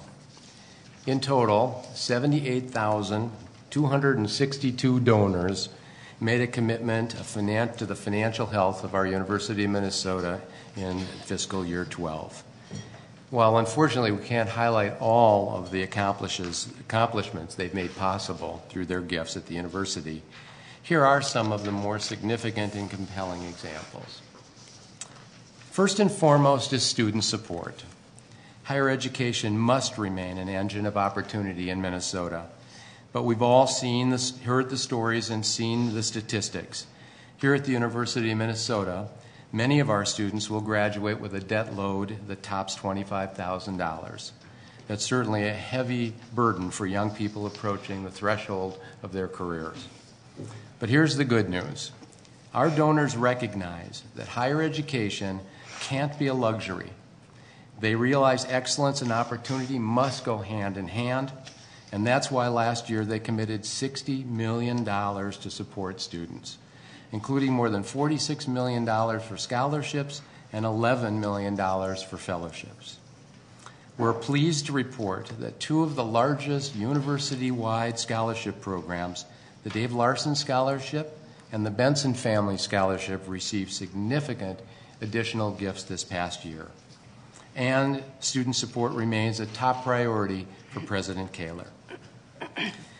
Through their gifts, donors allow the university to keep the doors of higher education open to deserving students from all backgrounds and from all income levels. Philanthropic support for this mission is critical to allow the university to continue providing the preeminent educational experience in our state and in the region. The health and well-being of children are also critical to the future. That's why many University of Minnesota donors are focused on defeating childhood disease. The young man on the right in this photo is Ethan Fisher. You can't tell from the picture, but Ethan has a very rare and very deadly disease. It's called Fanconi anemia, and it can lead to leukemia and other life-threatening complications.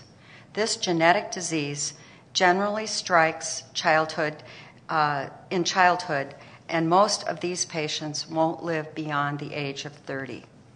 But researchers and doctors at the University of Minnesota are working to change that prognosis. They won't stop until they get to a cure.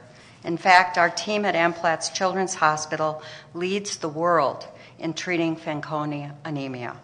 That's why Ethan's parents, Jimbo and Candy Fisher, brought their son here in the spring. Jimbo, the head football coach at Florida State University, wanted the best care for his son. And he went around the country and he found it right here. Ethan will require a life-saving bone marrow transplant in a few years. Until that day, the Fishers are committed to raising, in their words, millions for the university to advance medical research and improve his chance for a cure. During a Gopher basketball game last March, the Fishers presented their first check for $500,000. This smiling lady was Suzanne Holmes Hodder. Sue, as she was known to friends and family, died last year of cancer at the age of 79. But her passion for helping children with cancer will live on for many years here at the university. You see, Sue volunteered with the Children's Cancer Research Fund for nearly 3 decades. As she considered her legacy, she asked her family to establish an enduring contribution to children battling cancer. To recognize Sue's devotion to CCRF, her husband, Bill Hodder, made a powerful gift.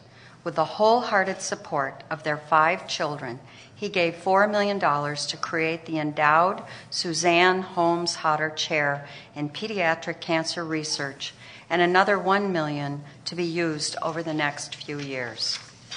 As Becky just shared, children and families turn to the University of Minnesota seeking answers and treatments for a broad range of serious medical problems. Their special needs include dental care. Many of these young patients spend weeks or months in the hospital, and the side effects from chemotherapy and other types of treatments can take a real toll on their dental health. Thanks in part to a $3.5 million gift from Delta Dental of Minnesota, these special youngsters are getting the expert care they require. The new U of M Pediatric Dental Clinic treated his first patients on April 3rd, beginning a new era of pediatric dental care and education in the state of Minnesota. This state-of-the-art clinic, which is adjacent to the Amplatz Children's Hospital, is now convenient for patients and provides a unique learning experience for our dental residents. Nurses also play a very critical role in keeping America's families healthy. In fact, they comprise the largest single group of the nation's healthcare workers.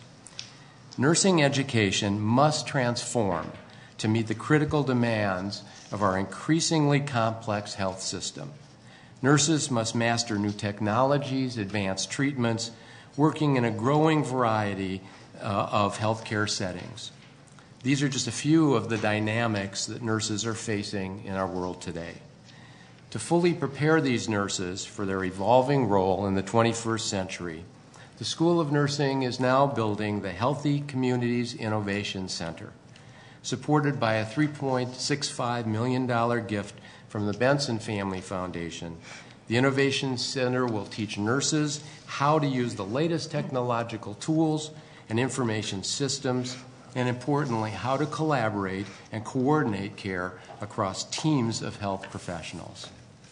Meanwhile, an anonymous donor is helping forge a new vision for the future at the University of Minnesota Medical School Duluth campus.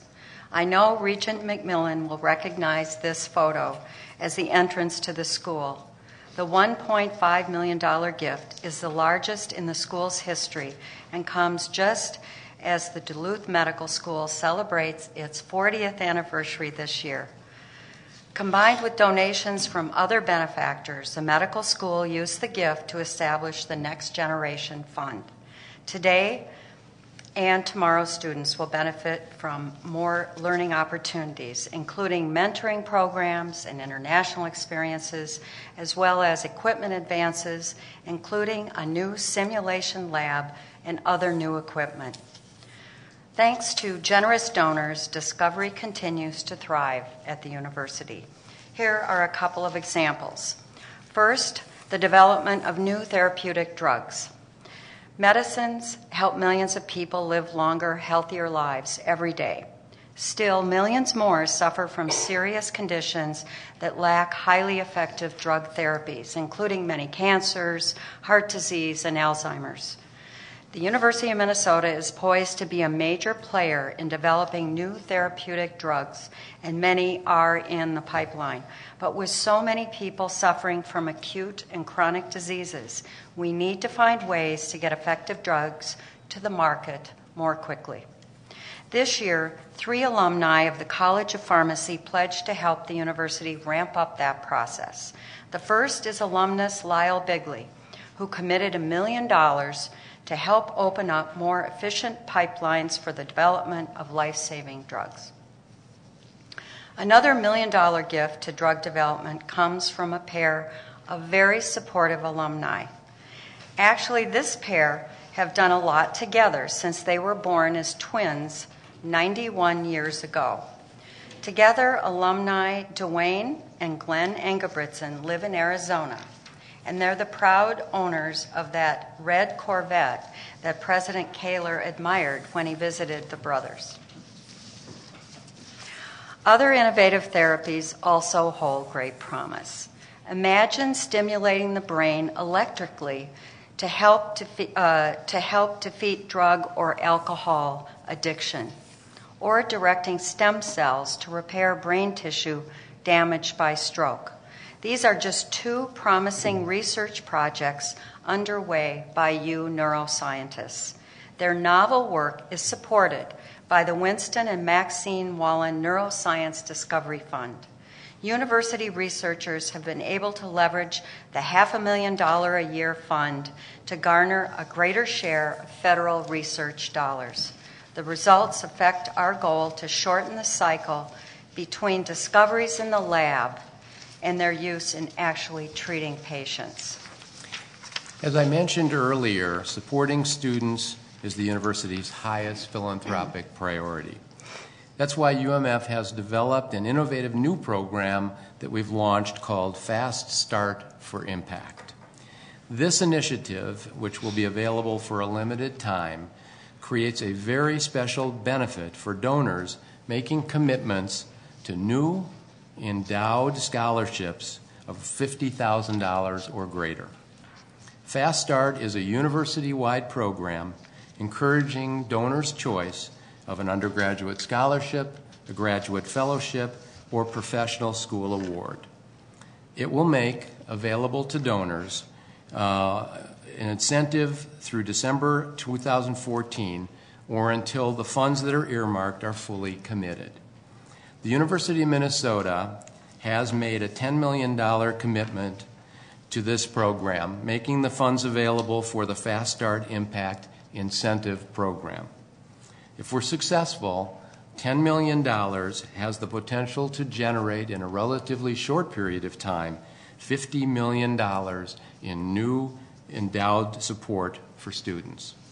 We provided you with brochures that fully describe this new program with the hope that you will be a help to us in encouraging donor support for this outstanding program, Student Scholarship, Fellowship, and Professional School Award. Important to raising more money for scholarships is raising public awareness about the need for more student support. This year, for the first time, we've worked with University Relations to integrate messages about philanthropic gifts into the university's overall Driven to Discover branding effort. As you'll see shortly, the scholarship messages in the new Illumination campaign emphasizes the importance and impact of private gifts to support scholarships. Through television and magazine placements, this awareness campaign will target many different audiences with a unified message. Gifts to the University of Minnesota share the light of discovery with everyone. The ad you're about to see is called Student Lights. Giving to scholarships at the University of Minnesota benefits more than our budding engineers, medical students, musicians, scientists, and future teachers. Your gift illuminates the entire state of Minnesota. Be a light for today's students at giving.umn.edu. Thank you very much for the time to present this report to you, and we'd be happy to answer any questions that you might have of us. Thank you so much for this report, and congratulations on the goals that you have reached and surpassed. It's clearly been a phenomenal year, and thank you very, very much for all your hard work on this and the team effort. Now, I'm sure there are many questions and comments from the Regents. Regent McMillan. Thank you, Chair Cohen. Simply extraordinary.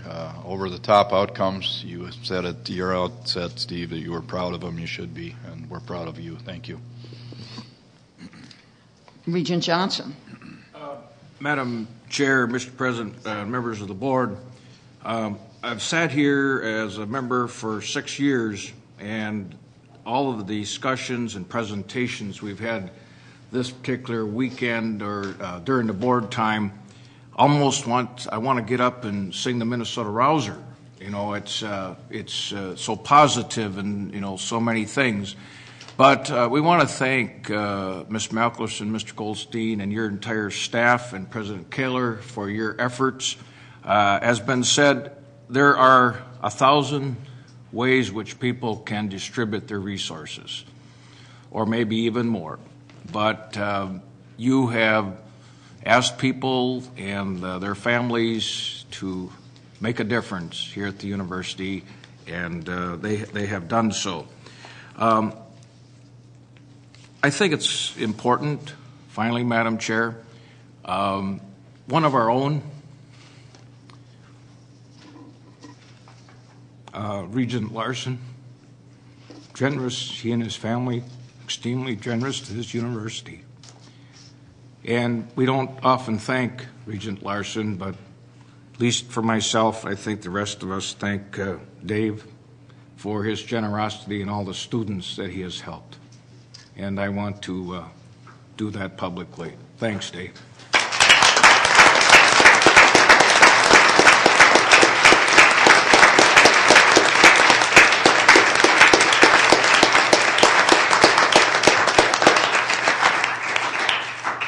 And I believe Regent Larson and his wife had lunch with over 200 students that he's helping support with scholarship money earlier in the week, and saw that those students were really thriving. So, other comments? Regent Beeson. Well, thank you, Madam Chair, and thank you, Regent Johnson, for saying what's been on our mind, for this incredible generosity and everything you've done for us, Regent Larson. And thank you, Ms. Malkerson and Mr. Goldstein. As I've watched your work and as I tie back to our previous conversation, the connections that donors, whether that's the state or whether it's private, the characteristics are very similar. They want to make specific investments. They want strong communications. They want accountability. And in your case, what I'm seeing is there's a lot of collegiate-based. You're pushing down the giving into the local units as much as possible. I remember we had these giant mega campaigns before, and I think I asked you last year whether we'll ever see that again, or whether the model is now working through our local units, local departments, local colleges, and maybe you could comment on the strategy going forward. Thank you, Regent Beeson, Chair Cohen. This is a team sport profoundly, and we stand here really as representatives of, as Becky said, a vast community of development professionals headed at the very top by our president. The axiom of if the president is committed to philanthropic support and effective fundraising, a university does well. We are so happy, pleased, lucky in that regard. Similarly, the deans, the chancellors, and the directors of each of these programs really make the difference between success and failure from a philanthropic standpoint. You'll note in the report that the College of Science and Engineering had its record year, spectacular performance, and it was about great leadership by Dean Crouch and the Chief Development Officer, Kim Doctor. And that, answering your question, when each of these units have their case and they are inspired and they work aggressively and cohesively, they can be enormously successful. As that was a great example of a spectacular year by that unit. Any other comments or questions?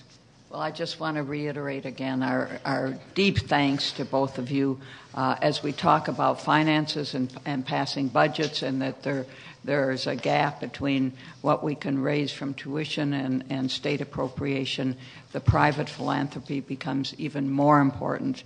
So congratulations again on your record-breaking year, and thank you very, very much. Thank you. Thank you.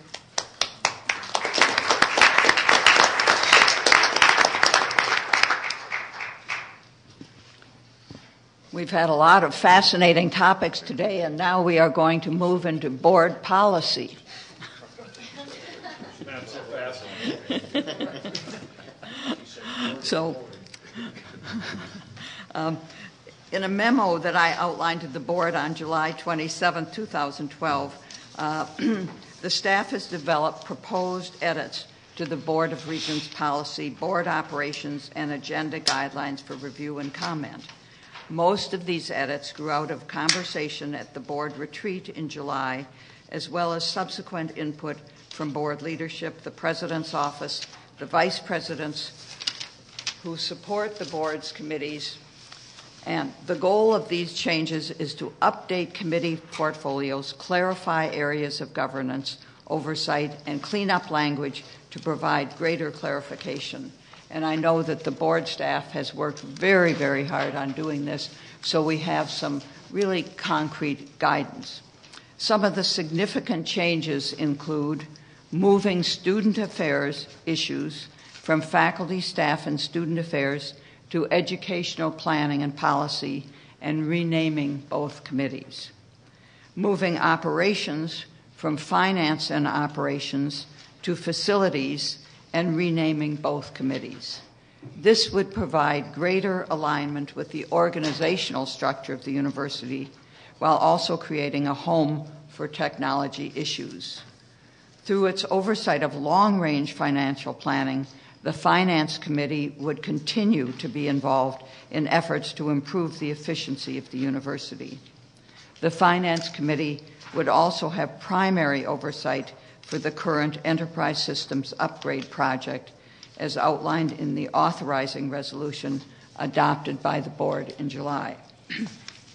Delineating responsibility for academic medicine and the university's financial relationship with clinical operations and external entities, UMP and Fairview, would move into educational planning and policy, which will be renamed.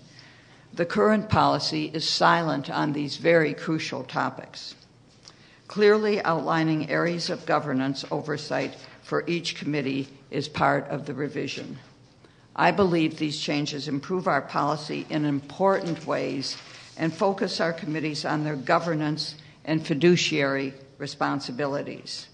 And now I'm going to open this for discussion. This is just for review this month, and it will come back to the board in December for action.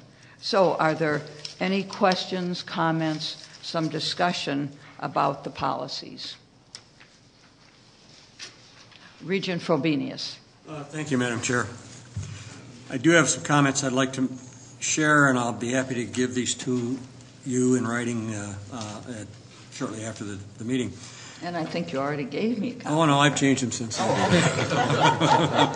Oh, good. All right, I'll listen very carefully. All right. Well, the policy in front of us is a critical roadmap to the workings of the Board of Regents, and it really does deserve discussion and care in its development, and that has been given. I'm very appreciative of the work of Brian Stevies and others in developing the amendments, soliciting input, and incorporating much of that input. I still have some comments and some specific suggestions for the process. My observations are principally about the committees and their processes.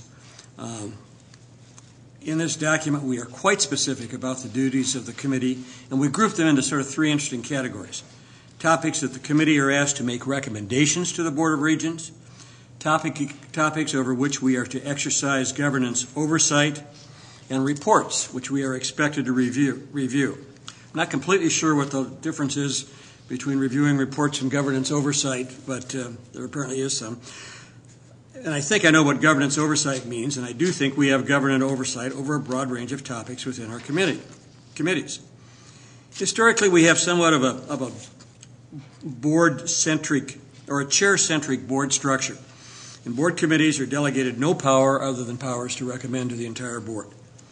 Committees are allowed to suggest to management actions based on their governance oversight, but that contain no authority unless the board acts.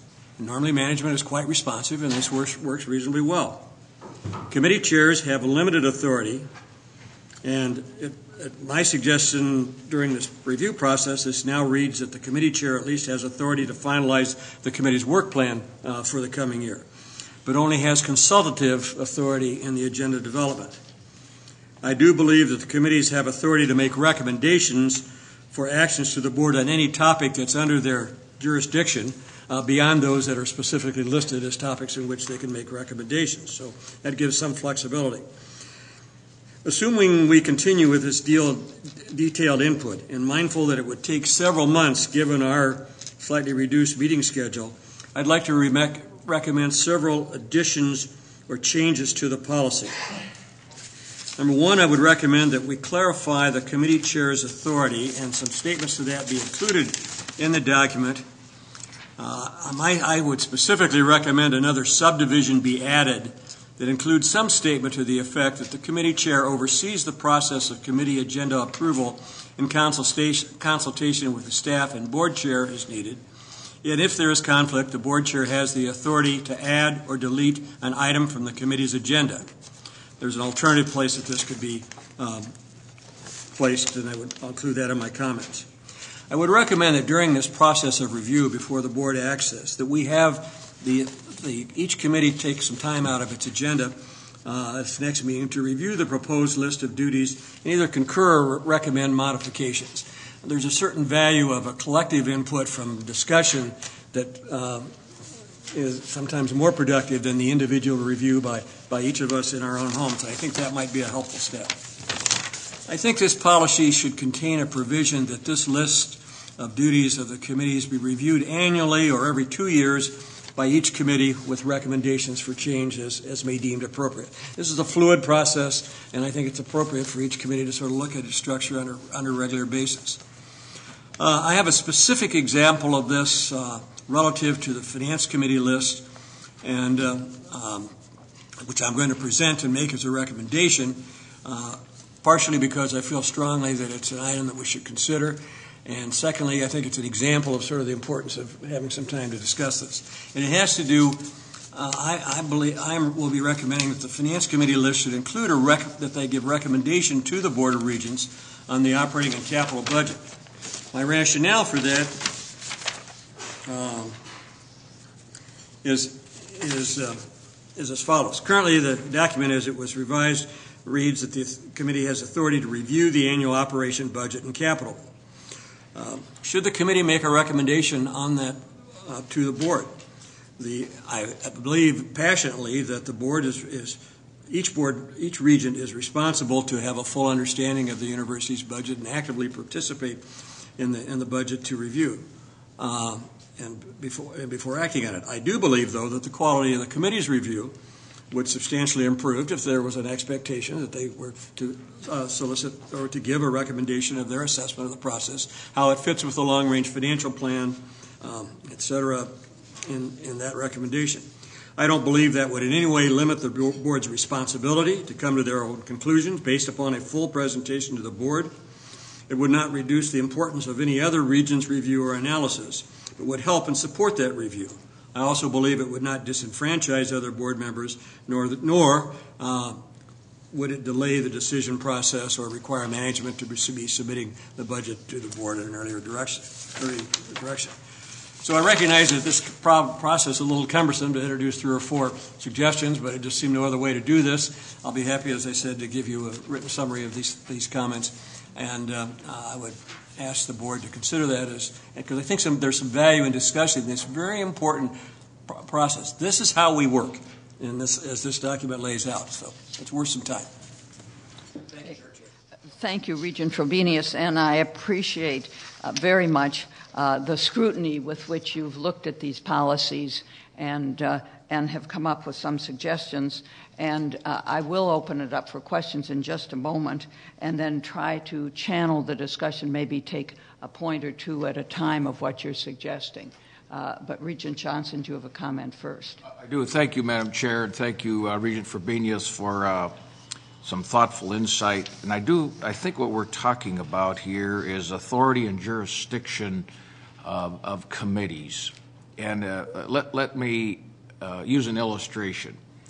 And we've never, and this is not about personalities, this is about function and position, if you will, as how we relate to the president and the administration as a board. Let's just say, for instance, in the Facilities Committee, there was a proposal for a $2 million renovation or a building. And the committee chair said, for whatever reason, I don't think it's appropriate. I think it costs too much. In fact, I don't think we even want to talk about it in the Facilities Committee, much less have a discussion and vote.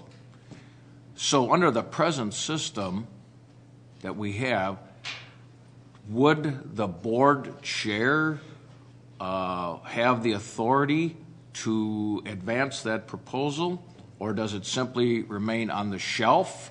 I'm talking kind of a worst case scenario. We've not had to deal with that. It can be any of the committees, an agenda item that a committee chair does not wish to deal with, at least at that point in time. And I think what Regent Frobenius is saying, that he wants to clarify that process, or that quagmire, if you will, and suggesting, if I heard Regent Frobenius right, that if that were the case, that the board chair would have the authority to override that decision or lack of a decision. Am I reading that right, Regent Frobenius? Regent Frobenius. Yes, you are, but let me add just a couple of points. There is a process of agenda development discussed in this policy, and it basically gives the board chair the ultimate authority to approve all agendas. And the current process is that you and I, as committee chair, receive a draft of an agenda that's hopefully consistent with the work plan that we put together the first of the year, and it always, for the most part, is. And we have an opportunity to initiate some comment after receiving the draft agenda as to whether it be changed or not. I'd like to keep the committee chair more actively involved in that process, so that they are working with staff on their specific committee's agenda, so that they have that control. But I would also, after some discussion at this point, clarify that given a conflict, the board chair has the authority to direct an item be considered by a committee, because I think that is an important backup point. Now, 99.5% of the time, this isn't going to be an issue. In the rare case you describe, it could be. So this would, I think, sort of fully clarify that process. Okay. Regent Beeson. Thank you, Madam Chair. The section that I had wanted to ask about was subdivision 7 on the work plans, and I think Regent Frobenius addressed it somewhat, and that is this statement gives the committee chair's sort of final approval over the work plans, and I don't think that's I hope that's not the intention. And it may conflict with sort of the agenda development authority that we give to the board chair. I think the board chair, the board chair takes the work from the summer retreat that's the basis for a work plan, and puts together with the administration and with the committee chairs the work plans. I don't see that the work plans are under just the sole authority of the committee chair. That's a strong statement. I'd like to see that section worked on subdivision 7. That's a concern. Okay, thank you. So I think there's been a lot of discussion about the committee chair's authority, and what I'm hearing from several, and some of you speak up if you're in disagreement with that, is that you want the committee chair to be involved in looking at a draft of the agenda. You want the committee chair to have an active role in setting the committee agenda. But should there be a conflict, and if it arises, that it is ultimately the chair of the board's option to say this is an important item that your committee needs to discuss. Is that what I'm hearing that the consensus of the board is? Okay, so we've managed through one of your items. I want to go specifically to another of the items, the recommendation for the Finance Committee. I know that this was discussed in the Finance Committee yesterday at the committee meeting about whether the Finance Committee should make a recommendation to the full board about both the operating and capital budgets. It was not discussed for the people who were not in the Finance Committee, who may be the ones who would have a slightly different opinion, maybe not. So I'd like to hear from some of the people who are not on Finance Committee as to how you feel, whether you think this is a really good idea.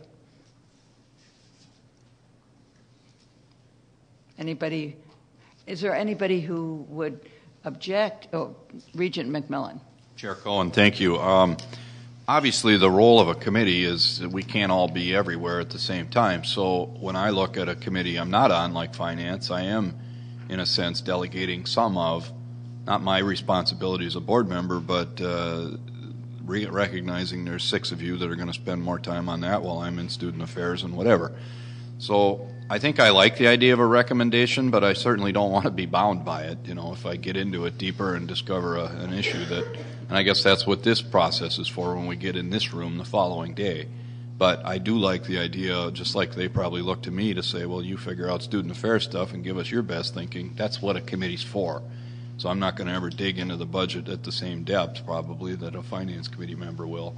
So I like it, but there got to be a qualification there that it isn't in any way an indicative vote of the board. Yes, Regent Allen. Just speaking to that point, I think one point we made yesterday in talking about it was that we're not talking about making a recommendation like we do with consent business.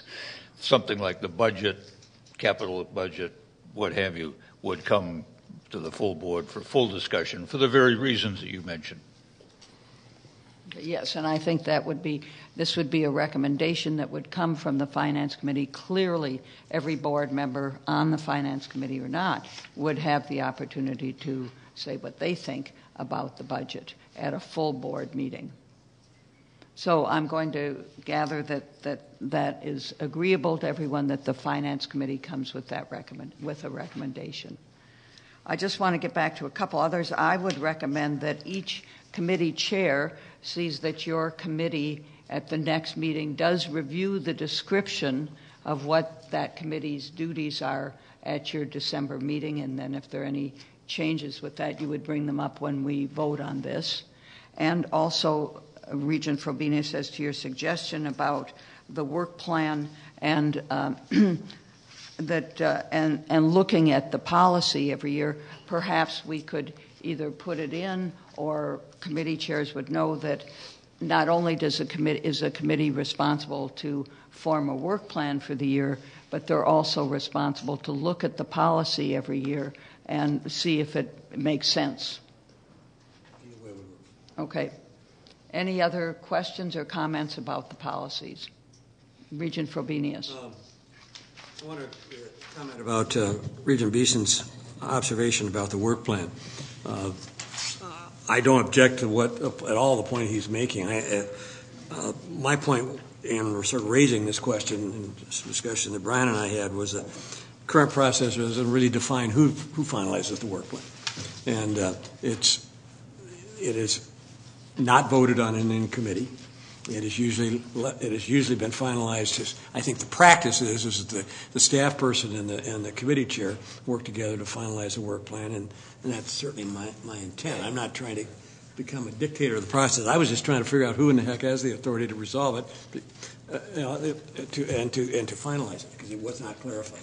I'd certainly be happy to look, at others. I mean, I'm just a suggester here, but for others to look at other ways to do that. I just think clarifying the authority for completing the work plan ought to be.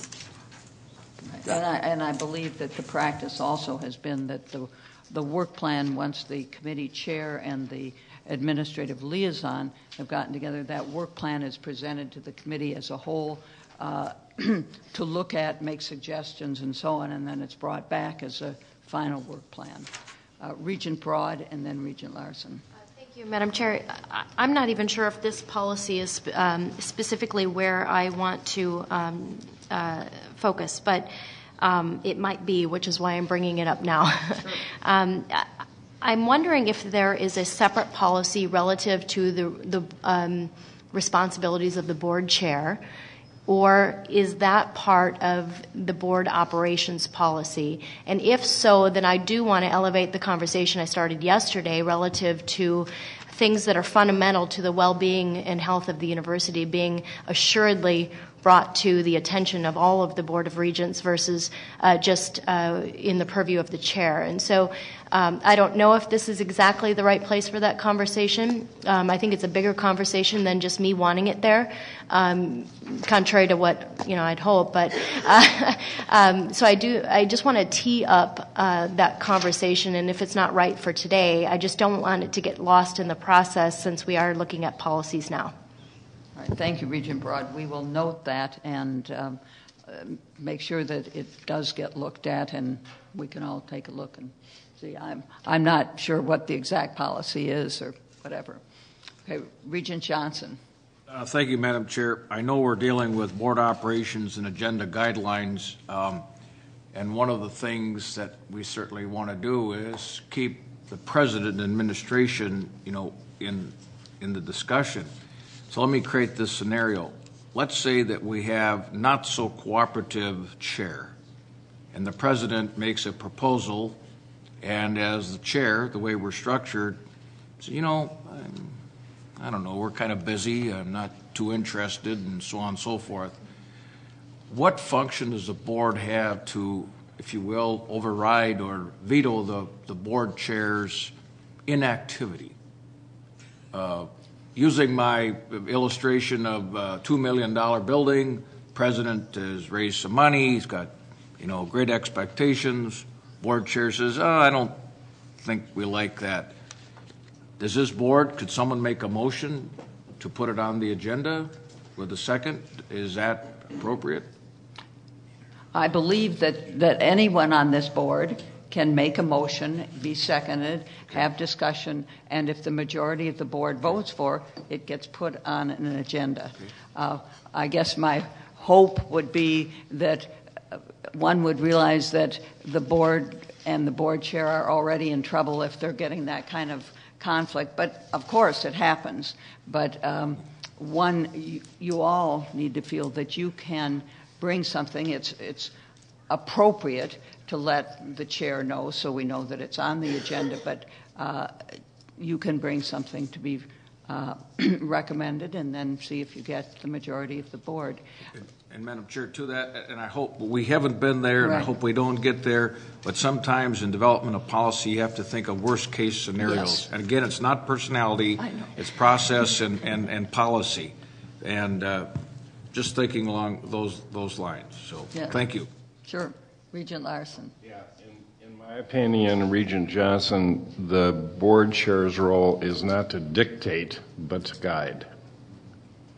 And therefore, I think that the issue that you raise, I think that the answer that Chair Cohn gave was very appropriate.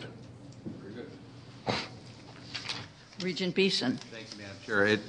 Because this is not a procedures manual, but because it is a policy, at some point Robert's rules probably informally, kick in, and maybe we need to be explicit about that. But I think we do want to distinguish between specific procedures and the policy. Yes, good point. Regent Ramirez. Thank you. I just want to echo what Regent Beeson says to make sure that we're creating a policy that stays at the policy level. I understand Regent Frobenius's encouragement to make this a document that we look at maybe every year. For me, that's why I've brought it along to our retreats, just so I have a copy of it as a committee chair planning what's really on the list that's under the purview of my committee. But I don't know that it's in our best interest to think that the policy itself needs to be open to be amended every year just as we're meeting, which may not have been what he suggested. I certainly concur with the idea that using it as a tool for planning committee meetings and committee work plans is a good purpose for it. Yes, Regent Frobenius. I really appreciate Regent Ramirez's comment, because as I thought about this, I sort of struggled back and forth. One, the approach that I think would almost be more effective would be to say, here's the list of topics that fall under each committee's responsibility, and all the other detail is in some other document that's more subject to current revision. That being said, the intent in this process, and I was sort of adapting to this process, was to identify fairly specifically the topics and elements that were included in the committee, which is then why they sort of raised the question that I did. There are two ways to go, and I think we're leaning a little bit over on the edge of getting procedure into policy, but maybe there's some good reason for doing that, so I've gone along with that in my thinking. All right. Well, we'll let the board staff take another look and make sure that we're not leaning into procedures for the policy. It's interesting to me that policy is usually on an agenda and everybody thinks, oh my goodness, and then you get into quite an interesting discussion about it. So thank you for all your comments and your thoughts about this policy. And it will be back, with perhaps a few revisions, it will be back for action in December. All right, now we're on to the reports of the committees. So the facility, speaking of committees and committee chairs, Regent Johnson, the Facilities Committee. Thank you, Madam Chair and members of the board. Mr. President, action items. First, capital budget amendment for the Community University Health Care Center parking lot and building renovation on the Twin Cities campus. The committee unanimously recommends approval of the capital budget amendment to provide funding for the Community University Health Care Center parking lot and building renovation on the Twin Cities campus. I move its approval. Is there a second? Second. Is there any discussion? If not, all those in favor, please say aye. Aye. Opposed? The motion carries. Secondly, Madam Chair, schematic plans for the Community University Health Care Center parking lot and building renovation. The committee unanimously voted to recommend approval of the schematic plans for this project. I move its approval. Is there a second? Second. Moved and seconded. Any discussion? If not, all those in favor, please say aye. Aye. And opposed? The motion carries. A real estate transaction, agreements for the installation of antennae on 5 rooftops and building space for equipment for enhanced cellular service on the Twin Cities campus. The committee voted unanimously to recommend approval of this real estate transaction for the agreements for installation of antennae on these rooftops for enhanced cellular service. I move its approval. Second. Moved and seconded. Any discussion? If not, all those in favor, please say aye. Aye. Any opposed? Motion carries. And finally, Madam Chair, non-action item, the committee discussed and received information on a report on public safety, which provided a system-wide overview of public safety services and compliance efforts related to the Clery Act and other mandatory reporting laws of the state of Minnesota. As an editorial, we had the police chief, Chief Hessness, and the 4 police officers or head of security of our affiliate campuses before us for a very robust, good discussion about the safety of students and their respective staffs on the affiliate campuses. And the Clery Act, finally, I did not know, I knew about it, but didn't know to which it pertained. It was a young woman that was killed, I believe, at Lehigh University. And her parents took up the cause and went to the Congress, and a act was subsequently passed in her honor and memory, known as the Clery Act. That concludes my report, Madam Chair, for today. Thank you, Regent Johnson. A report of the Faculty, Staff, and Student Affairs Committee, Regent Beeson. Thank you, Chair Cohen. I chaired the committee this month in place of Regent Simmons. We had an action item, which was the Student Conduct Code. The committee unanimously recommends approval of the proposed changes to the Board of Regents policy on the Student Conduct Code, and I move adoption of that revised policy. Is there a second? It's been moved and seconded. Is there any discussion? If not, all those in favor, please say aye. Aye. Opposed? Motion carries. Thank you. And then we had a number of non-action items, including reviewing amendments to the Board of Regents policy, employee development, education, and training. We received an update from the Office of Human Resources, redesign of the university's central HR service delivery model. We also received an update from the Human Resource Management System portion of the enterprise system upgrade project. The committee heard an update, an overview from the university's Encore Transitions Program, a program for university faculty and staff approaching retirement. Finally, the committee heard a brief overview of the university's labor agreements and negotiation dates. That concludes my report, Madam Chair. Thank you, Regent Beeson. And now a report of the Finance and Operations Committee, Regent Frobenius. Thank you, Madam Chair. Under action items, we had a resolution relative to issuance of debt. The committee unanimously recommends approval of the financing resolution authorizing the issue and sale of bonds in the principal amount of up to $103 million. I move its approval. Is there a second? It's been moved and seconded. Any discussion? If not, all those in favor, please say aye. Aye. Opposed? Motion carries. The committee unanimously recommends approval of the consent report, which includes the purchases of goods and services over $1 million. I move its approval. It's been moved and seconded. Any discussion? If not, all those in favor, please say aye. Aye. Opposed? Motion carries. The committee discussed and received information on the Board of Regents policy debt transactions. We will be bringing a recommendation to you on that policy after our next meeting. We did have an update regarding long-range financial planning. I made some comments on that earlier, so I won't touch on that here. We also had an interesting presentation on administrative cost definition and benchmarking that builds on the workforce analysis that took place with the Board of Regents on June 7th, 2002. This is an evolving work in progress that's adding information to the cost control processes as a tool in our long-range planning. There's sort of two issues here. One is the ability to benchmark across the industry. But frankly, we're learning that the lack of credible benchmarking across the industry is a problem that involves more than us to solve.